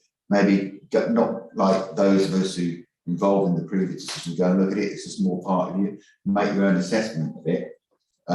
See what you think about it. If it works, do some questioning about it. And it also gives us time to consider, well, when I first did Comedy Nights, the chap who's on the last leg, who presents the last leg, Adam Hill, we had Adam Hill in the community centre. So you can see that we've had people in Shappy, and we've had real big names, and they become the Buckingham and then they become famous. It's just because it's only because they've been to Buckingham, we know that, and it's not that they were talented or anything. But Sean Walsh, Sean Walsh and me had a discussion one night, didn't we? It's on YouTube, thanks to Lisa O'Donoghue. It's up there for everyone to see Sean Walsh having a go at me. It's well funny. I think I just about recovered that by the time but anyway, members happy to do that, and then we'll meet for a one-item meeting to agree the recommendation, because I think it's unfair to bounce anyone at this point into it. I'm listening to the concerns, and I have to recognise those concerns. And then it gives us that little bit more time for some other suggestions to come in. And then when we go to full council, if we do make the recommendation, at least the committee's comfortable with that recommendation. I get the feeling we're not comfortable with it. We're not comfortable around the disability thing, and I don't want to have a vote now and lose the opportunity of doing something just for members not actually having the opportunity. So are you happy, Town Clerk, that you arrange for the 4 new members on the committee to go and meet and look at the access? I don't think it's appropriate that Andy and I go. I think they need to go and look at it on their own. We've been looking at this for years. Yeah, but I think, do you understand what I mean? Because then you can come back independently and give us an independent view amongst yourselves what you think of it. And I think that's the proper way of doing it, rather than turn up and say, well, it's all right, I think it's all right, or I don't think it's all right, and prejudice the view. Ryan. Well, I would just say that I'm ready to vote. I think that all options have been explored, and I trust the officers in making that decision. I would be happy, granted it's, no decision is going to be a clear cut. What I was suggesting is, I was waiting to finish, when they said they were agreeable to it, is that we allow all the members and any new members who aren't present to go and have a site meeting with officers and look at this, and then have a one-off meeting to discuss this, so we don't make a decision now, but when we get to full council, hasn't got the committee's support. And I think that's important, not to bounce people into something. Are we agreed with that? I've never ever been there. I haven't got a clue what I'm talking about. I agree with what you're saying. I think we have to be really careful about making sure that we all have looked at it really thoroughly, so that if anybody came back and said, you made me feel disabled, more disabled than I already felt, that we had looked at all of the other options, and each and every one of us were absolutely 100% that we made the right decision. And then we'll meet and discuss it again. We've got time. You happy with that, Amanda? Yeah, I was going And then, that doesn't preclude anyone who's not present at the meeting being part of that. because we've got people who have got their apologies, we shouldn't exclude them from that. But I think, from my point of view, Andy and I have been knocking this between us for so many years, with so much difficulty, and I think it needs to be the new members who go and look at this. And we've also looked at it on the disability We have. on a personal level, as you well know. Chairman. I declare a historical thing. I couldn't take my wife to any of the events in the my late wife. I could never come to Comdey Nights with me towards the end because I couldn't get her. She wasn't well enough to get into the lift or to come up to it. So, but I didn't choose to premise it about myself. And she was probably pleased to have me away for an hour or two anyway, somewhere else out of the house. I mean, I haven't used it, so I know what it's like. But shall we move on then? Yeah. That's so we. Yeah, I think we should arrange a visit inside as well, not just the outside, so that members can see sort of where we would put the comedians and why, and sort of how the process works when we're there. And then if you come back and you're still concerned, or you come up with something better, we haven't killed it. That's the important thing tonight. And then me and Andy turn up to the meeting afterwards when we discuss it and listen to what you have to say. Is that agreed? Seems a sensible way of going forward, because we could agree it tonight, go to full council and lose the Comdey night because there's not enough information. It's not the report's wrong, it's the actual intelligence on the ground which is crucial. Right. Brings us on to the climate emergency report, which you've got in the agenda. We touch on this in every committee. Is there any actions in there that you feel we need to do? And there was one action in there which I picked up today, which is the event at the bottom, which was to consider holding a event. And members happy because there's just the amount of events we've got that we put that into the Spring Festival, Spring Fair. It was the consider holding an event to do with the recycling and whatever. Put that into the Spring Fair. Yeah. Although, would it be okay? So the climate champions are going to meet in the next few weeks, and they will look at what kind of event they might want to do. So it'd be good to give them some permission to work through their options. So you're going to, after saying you couldn't organise another event, you're going to meet them and then organise another event. But there are other kinds of options, like an online thing or. Well, no. You said that there's pressure on the staff and we couldn't organise another event. And you're going to go to another committee who is not an events committee and say, would you like to organise another event? I think what we could ask them to do is what would they like to do within that event? I think that's the right thing to do, because I worked very hard with you to set the changes in the list, and now to have another event added in seems to compromise that whole discussion, and you understand where I'm coming from with that. Yeah. I mean, the committee can say they disagree with me, they're quite happy for that. How do members feel about that proposal? It doesn't have to happen. I don't understand what the proposal is. What are we talking about? 23? Yes.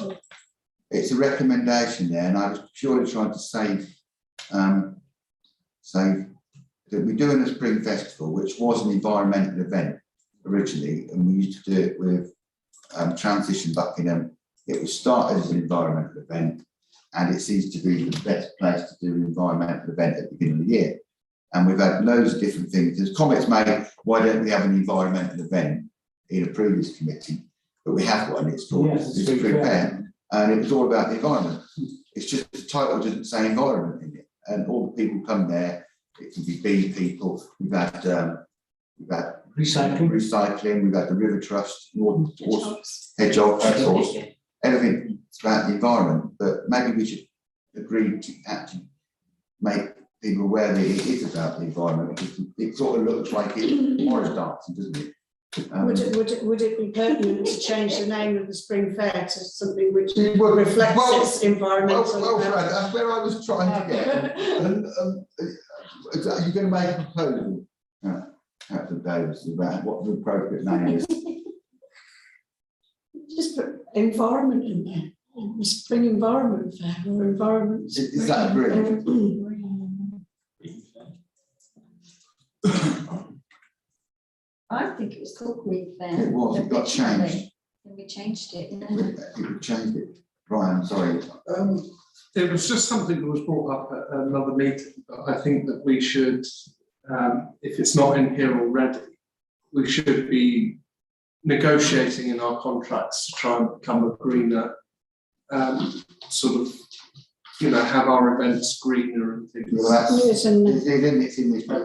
That's in It's in the report, right? It's all down there. It's all work in progress.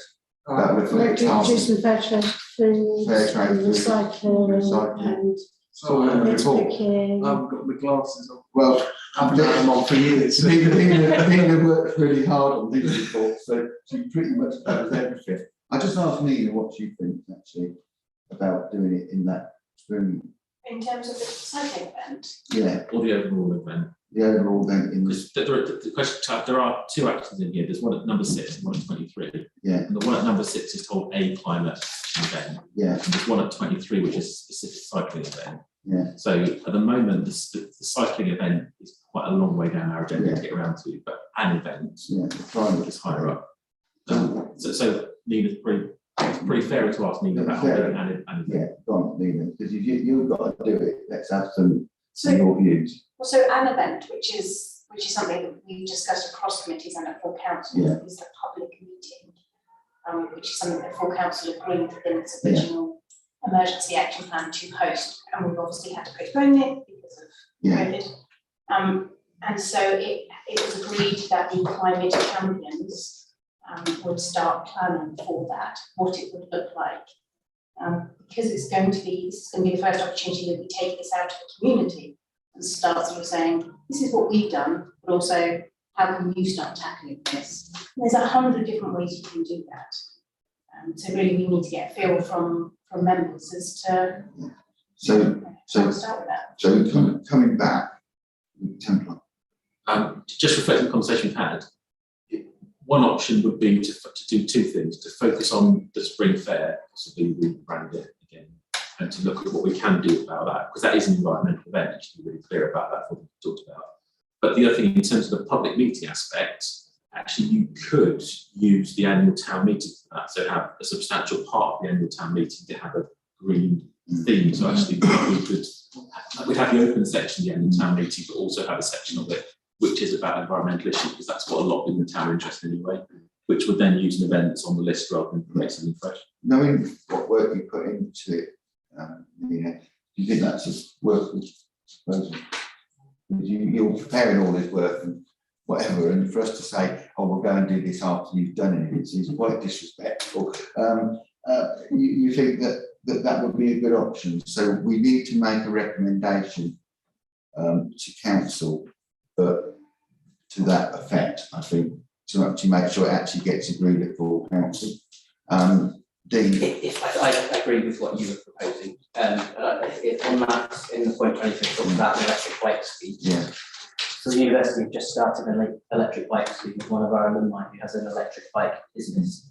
So if it was just a case of having some electric bikes in the spring fair, doing a bit of a cycle around, getting people to use them and see what that feels like, whatever it might be, then that's actually quite an easy thing to build into the spring fair as well. Yeah, either this year or next year, depending how it comes along, isn't it? Yeah. I can't actually ride a bike. I think it would be useful to Teach you. adult lessons. I know somebody who does cycling Yeah, efficiency there's- lessons. There's a lady at Teacher who advertises. She takes. Well, I'm not necessarily searching for myself, but I'm just saying that it might be an idea to offer that, because there are more mature people like me. I think it's a good idea per se, really, because it's a fitness and health thing, isn't it? That you can get out on a bike if you want to. I don't want to force people out on a bike. I'd rather like an engine under my bike if I went on. But that's just personal preference. But you know, it'll be electric one day, won't it? But I think you're right. Maybe we could ask the town clerk just to see if there's anything around that. Because it's something which the environment should look at, because it's a health issue. Get your cycling proficiency person into the spring fair. Yeah, good idea, thank you. I don't want to claim that I cycle. I have been seen on a bike through the town, and I think Amanda can describe it. Was the comment he looked like an onion sale or something? I followed him up the London Road and couldn't get past him. So it's probably best. It's probably best that I don't go out on a bike, because it would be most unfair to somebody's insurance if I run into them. Was that after the visit to the new unit? No.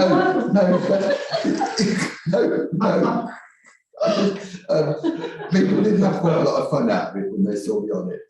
They were all really good remarks. I loved every one of them. But good job, I laugh at myself. Which child did you stay with?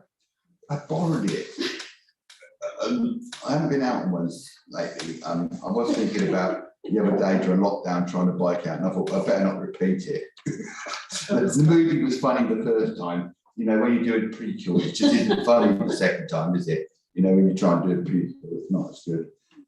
So we agreed to make that recommendation to council. You can give us a wording for it so we can vote on it.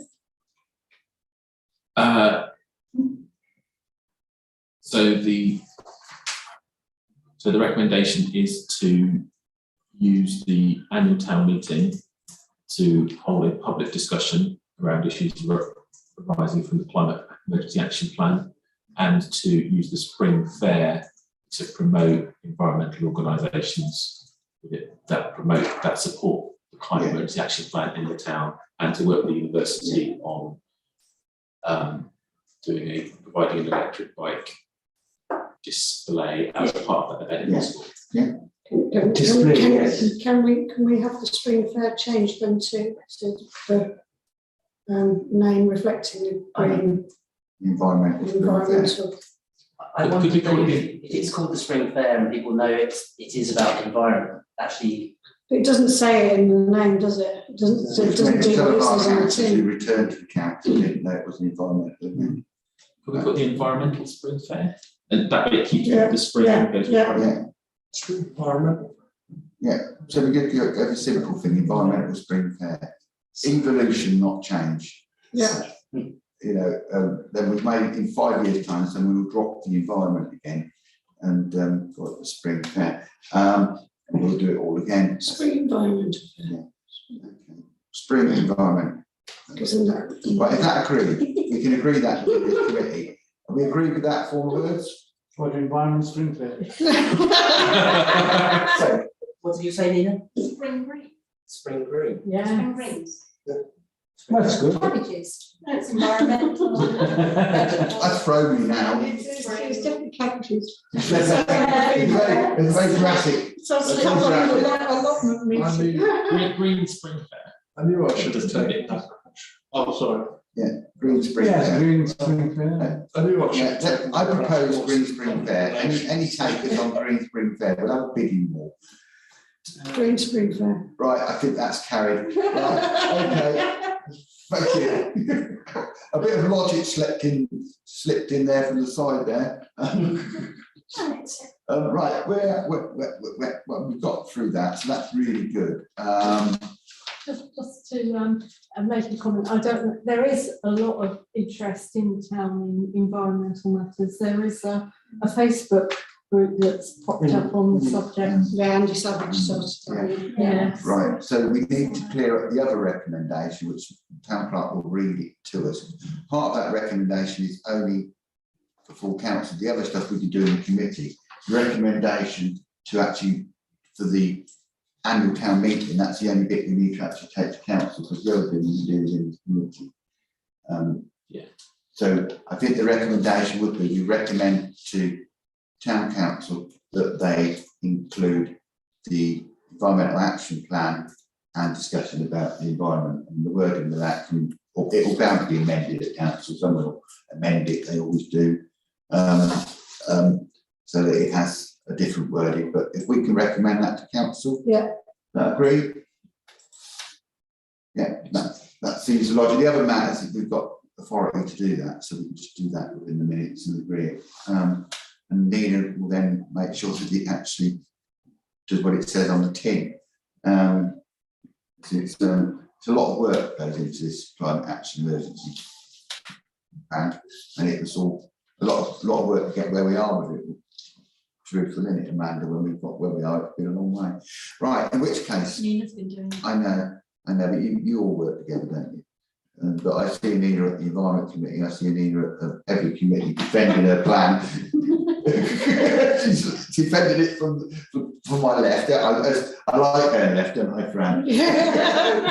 If anyone noticed, we went to see someone the other day, and the comment was, I asked him to turn left, and somebody said, well, he always goes left. But yeah, never mind. They said indicate. Yeah, but anyway, moving on. We've agreed that, so now we need to do the Buckingham Twinning Association, which is a serious matter. So you'll see the recommendation in there, and it's managed under the council. So So really briefly, just to update you, that the planned event to get the twinning agreement signed didn't happen on Saturday because the Germans couldn't make it. So we're going to do that as part of the full event next March. As I've already said this evening, the event's on the 19th of March, not the 12th of March. So we're now developing, we've booked the community centre for that day. It will be a lunchtime event. So we've booked the community centre from 8 in the morning till 4 in the afternoon. And now we're just starting to look at options for entertainment and food and programme. And we'll work with the Twinning Association. And the great thing is the mayor is now a member of the Twinning Association, so that communication's working with. This is going to full council, isn't it? Well, no, it goes on anyway because we just because we just transient event, and then nobody turns up. We facilitate it for them. Having done it a few times, the biggest thing is the catering of it and getting the numbers, getting that right. And I'm conscious that we have people come in, so I think that we've got enough time to write rules of engagement with the Twinning Association. But it would be useful if we had a small team of people to liaise on this about the event, because it's to do with food and catering, and I'm not a caterer. I eat very well, and I know what I like, but we need to go out and get caterers. It might be worth just a conversation that anyone knows any appropriate caterers that we can go to for quotes. So through the office, or any things that no-nos and do-nots. If we can have that advice to the office, we've got time to work it out. We can go back to who we've had done it before, if they're willing to do it. I know they do the odd event, but I think they're retired now, so we may need more caterers. Dean, sorry, I didn't. When you said, Andy, that people aren't turning up as in the sort of numbers you hoped, what sort of numbers are we getting to that for these sorts of events, just roughly?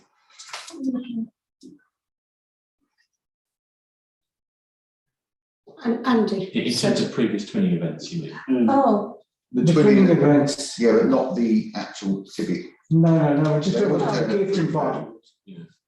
We're just getting the numbers right on that. Yeah. You don't tell us how many people are going to turn up. It's very difficult to cater. Yeah, but when they do, what sort of numbers do you tend to experience? what it is, because it's by invitation only, so it would be, the Twinning Association would tell us how many people are coming, so it could be like the mayor and his wife or her husband. It was a coach load from France last time. So actually quite a lot. I think it fills the community centre. okay. Yes. Whereas, of course, this time, this is the first time we have a session with Germans, and it's the 20th anniversary of Twinning Roubaix as well in the same event. So it's going to be German.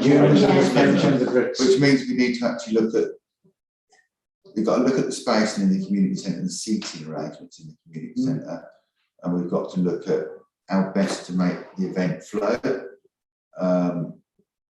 Whether it's more expensive to do a sit down, it's not so expensive to do a buffet, and that's why I think we need to have a discussion about it, because we have a limited budget and what we can spend on this, and it is public money. We need to make sure we get good value out of it. It's a decision of the council to do the event. We just organise it here, and they turn up and eat food. What I have recommended in the past is all councillors But yeah, we pay won't, for we their won't be food doing that.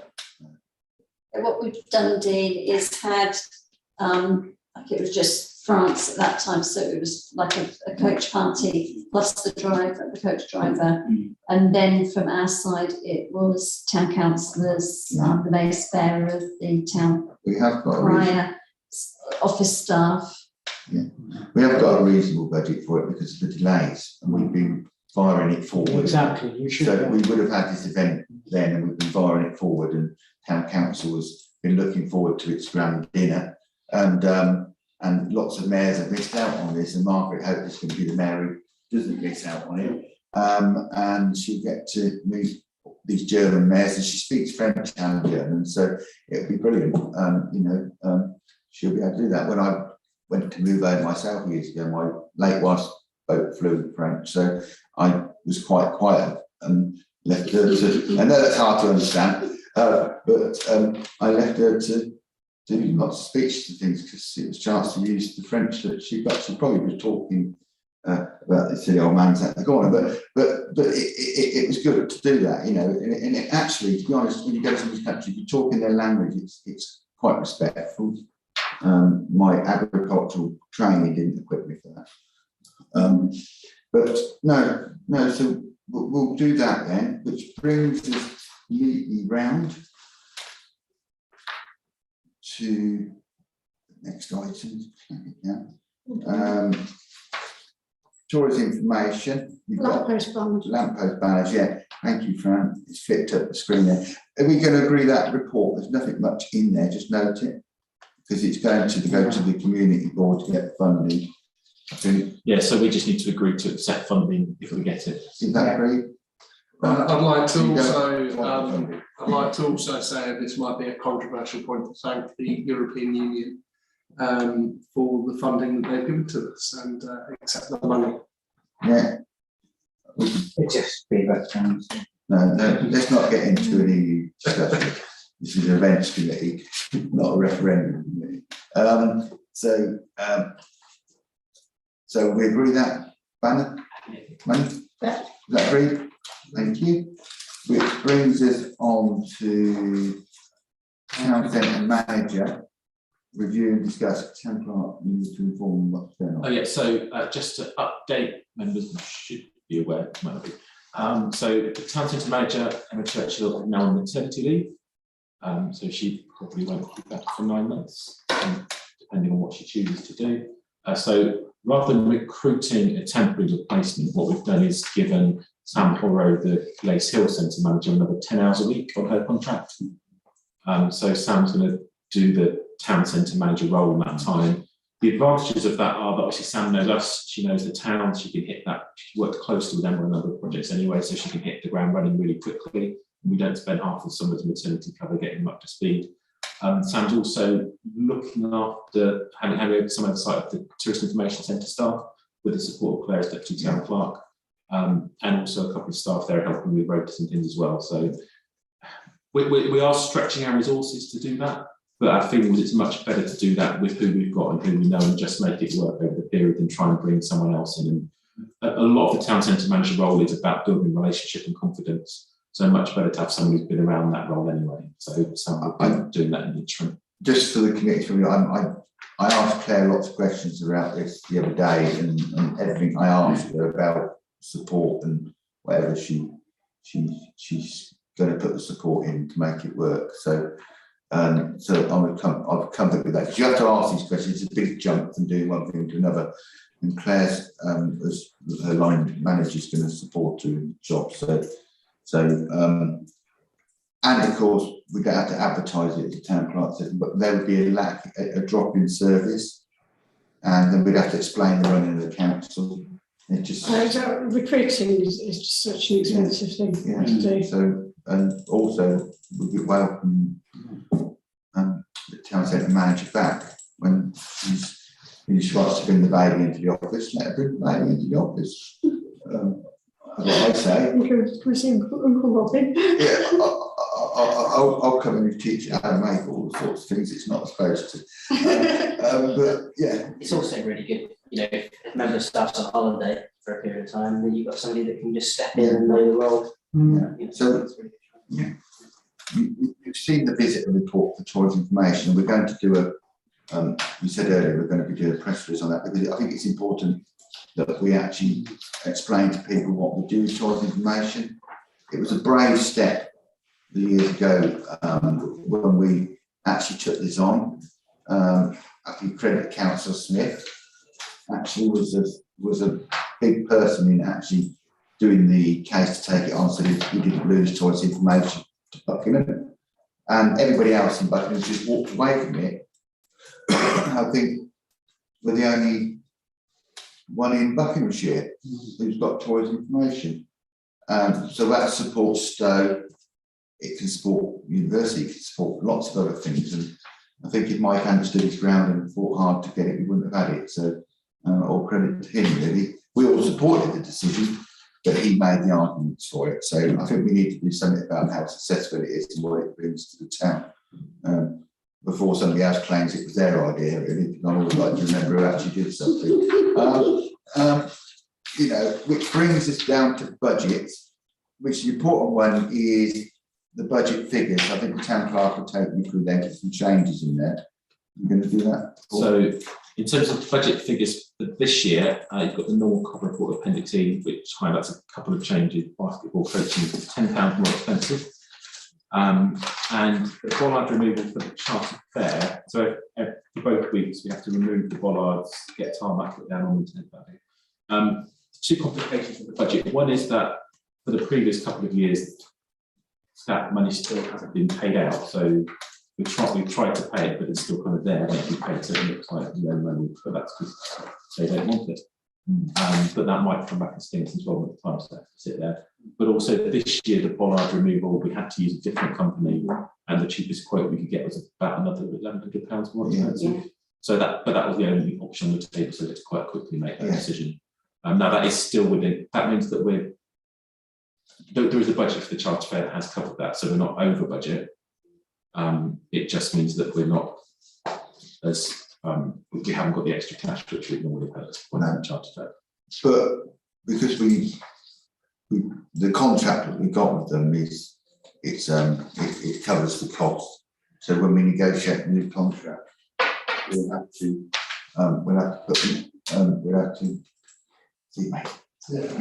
put those costs into the new contract. That's why we discussed the contract earlier. Before, we'll talk that through. What we try to do is ensure that the town doesn't pay any cost of the fair coming. It can come at its own cost. There was the other elements of those figures, wasn't there, Paul, that we just need to agree those changes. So first thing is on this year's budget, whether anybody's got any questions or comments on this year's budget before next year's budget. Any questions? Any concerns? No, I don't want to do the typical thing, just look at it. If there's a page you want some questions, I don't want to rush you through it. If you want a little time to look at it, take it. Going page 1, page 2 isn't really the most appropriate way to do budgets. It means you're rushing. I don't want that. It's your committee budgets you're talking about.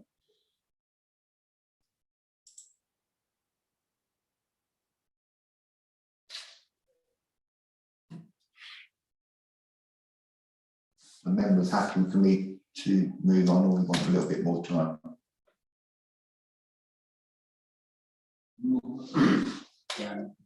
Yeah, thank you. Next part. So for the budget for next year, we're going to have 2 bites at this subject. So this is the first one. So what I've done for this time is just give a really brief report which highlights the substantive changes we're proposing to make to the annual budget based on what we've seen before. So we've listed 5 items there,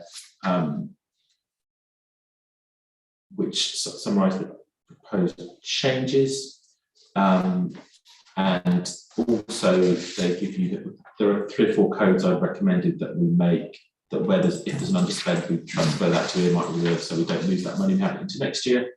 What I've not done in this report is talked anything about inflation increases, salary increases. So we'll talk about that through resources, and then next meeting you'll have a fully detailed budget for next year. So now's the time to tell me what you want in that budget. If you want any other changes, if you want anything taking out, adding in. The budget we've given you should cover the cost of all the events you've just agreed to. I'm looking at Amanda when I say that to make sure I haven't actually missed anything out, but we don't think we've missed anything. We've got time to do that. We'll go through it with fine tooth comb. We may do some more decisions about earmark reserves at a later stage. But are you happy to agree then priorities, which are in the explanations, which is on 3, propose significant changes? Are you happy to agree those? Yeah. Okay. And that makes life simpler for the office. You will have the full budget proposals at the next committee meeting. When can I ask that as soon as we get the event budgets, not before, once we've gone through resources, they should be, they'll probably go to resources, the outline figures, won't they? Yes. So they go to the next meeting. What I really want is members to have time to look at them. So what I'm going to take to resources is a paper about what we should do about RPI and salary increases. Yeah. So resources will be asked to agree the general approach. Yeah. The difficulty we've got this year is that we won't know the council tax base information until the start of December. So we've got to kind of write the budget before we know how much money we've got to play with. So you'll have it. So you won't have a lot of notice, to be honest, before the meeting on the 13th. But we don't have to, budget will be. we don't have to in law. We can, if Buckinghamshire Council, we're not happy, we don't have to in law give them our budget. So we can make a professional decision to not give them our figures to a later date, which means they can't set their precepts. So, but not easily. They can set their preset, they can't set the council tax bills. But But we won't, I'm sure we won't get to that point, but no. so for the next meeting, you will have a final budget, and that will include whatever's been agreed in principle by resources committee. But then obviously then you agree with the final budget, but that is then submitted to full council, and actually it's full council that gets the final say, so until full council's agreed it. Just before I come to Andrew, what was the explanation? Because it's quite curious that they're so far behind with this. When I said was joking about that, we don't have to give them our information for our part of the council tax. So I think it's well, the normal practice is that we have a preset meeting in January, and then we tell Unitary Council what that is, and then they can get the council tax bill sorted now. Technically, we don't have to give it to them until the end of February, but if we delayed it that much, that would cause a real problem in then getting stuff processed out to residents. so it's just something you don't want to do, but I'm curious, because one of the things we really have to do, which should be a resources decision, we have to check that they've actually got all the houses that we've actually got in Buckingham, actually we receive the council tax for. There has sometimes been gaps, and that means that we don't get that council tax for 12 months, and it goes to Buckinghamshire Council. So we do need to check that the figure that we get is the most it possibly can be, because we've had a lot of development. And this, I was going to say, this is only applies to new houses that are coming on. Yes. What they have to do, so when they set the council tax base at the end of November, but they have to do it after the 30th of November legally, which is why it's tricky. They have to guess or calculate who's going to pay council tax in the town next year. So that means who's going to be getting council tax benefit, and then you knock them off. Who's moved into the town, who's moved out of the town. So for Tindrick Road, for example, where they've still got houses that some are finished, some aren't, then it's guesstimating how quickly they'll sell those, quickly they'll be occupied. But when we did it last time, there was Tindrick Road wasn't quite so full, though they estimated some of it, but not all of it. And we've also got the other development on the other side, and we've also had a lot of development. So I think it's important we get that money in our precept. Otherwise, we lose that money for 12 months. It stays in Buckinghamshire Council. We may get it back in numbers the next year, but we do need money. I thought how the precept works was that we set how much we're going to need, and then we tell Yeah. Yes, so, yes, And then that figure is divided up between all the households. Yeah. So, yes, that's exactly what happened. So Yeah. we agree a number, and I tell Yeah. Buckinghamshire Council that's the number, you go away and raise it. But when as councillors you decide what number to go for, what you really need is me to tell you, if you do that, that's going to cost houses this much. Until you know how many houses there are, you don't know. You can't, so what I'm saying is it could be it could mean difference in pennies or pounds if we don't have the right figure, which, to be fair to everyone in the but office. we still will get. Yeah, we've got it, but anyway, we went into but- resources there really, in our committee, but it was fun, wasn't it? And I'm sure they'll go into events at some point, so don't feel guilty about it. We had the environment committee went into events the other day, so I don't feel any problem going into resources. And the events element is quite a significant chunk of that. Yeah, but we are the only committee who, well, not the only committee, but we actually raise revenue. We raise revenue through markets, and some of our events we've got some revenue, not the only revenue raiser, but don't remember the markets is under this committee, so then income which comes out of the markets is this committee raising it. I used to say to them, well, you know, it's all very well, but that money is coming from this event years ago, but it's not quite true actually, it's just an exaggeration. But we do raise revenue. If you look at what we raise in the committee, what we spend in the committee, what we actually have from the council is a small percentage of what we take. We actually very, very, very efficient. This committee, what it spends, just we've got some brilliant officers, you see, and that's what it is. But we're very efficient at what we spend compared to other councils, what we get for our buck. But anyway, that's enough of that. So we've done all the budget proposals. Press releases we agreed to do one, didn't we, on the actual list of events, didn't we? And we've still got two pending ones. We've got two pending ones. Is there anything that members think throughout the committee? It's been quite a long meeting that we should do. With Bardic thing's been done. We've done the other thing. We need to do something on the fireworks. And can I ask that, because Andy coordinates that Andy asked for a quote for the fireworks? Is that all right, Andy? Because you've done all the work on it. You can provide a quote. Yeah, I know, but you're the lead on the event.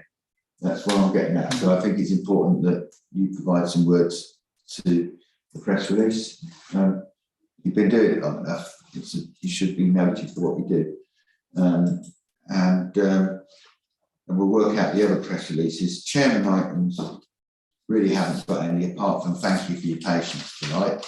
And we got where we did. And I look forward to the other members who aren't here coming back. One of the things I would say, though, as a chairman, is I think we need to actually advertise to all the other councillors are on the committee that all the events that they attend or don't attend are town council events. I'm really impressed that all the new members have attended all the events throughout the calendar year. I've seen all the new councillors attend events. I'd like to see some of the other councillors come back to events, and because our calendar events like standing on a barrier, making sure the Christmas parade works, doing all that, it's a town council event. So I think that it's important we get those councillors to do, and it's even more important when you recognise that we've got retired councillors like Councillor Mike Smith and Councillor Ted Bloomfield coming back to do events, but some of the other councillors aren't getting involved, and I think it is something they could learn to do.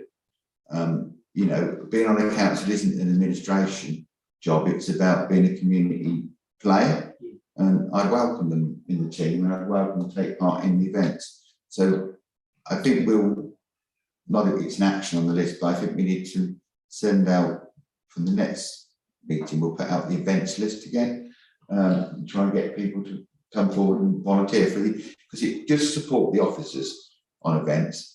And last week, the Charter Fair, Councillor, I think the only two councillors there, weren't we? It was just Councillor Mara and myself. People work full time, that's not a problem. I might as well have stayed and helped you as come down for the bus.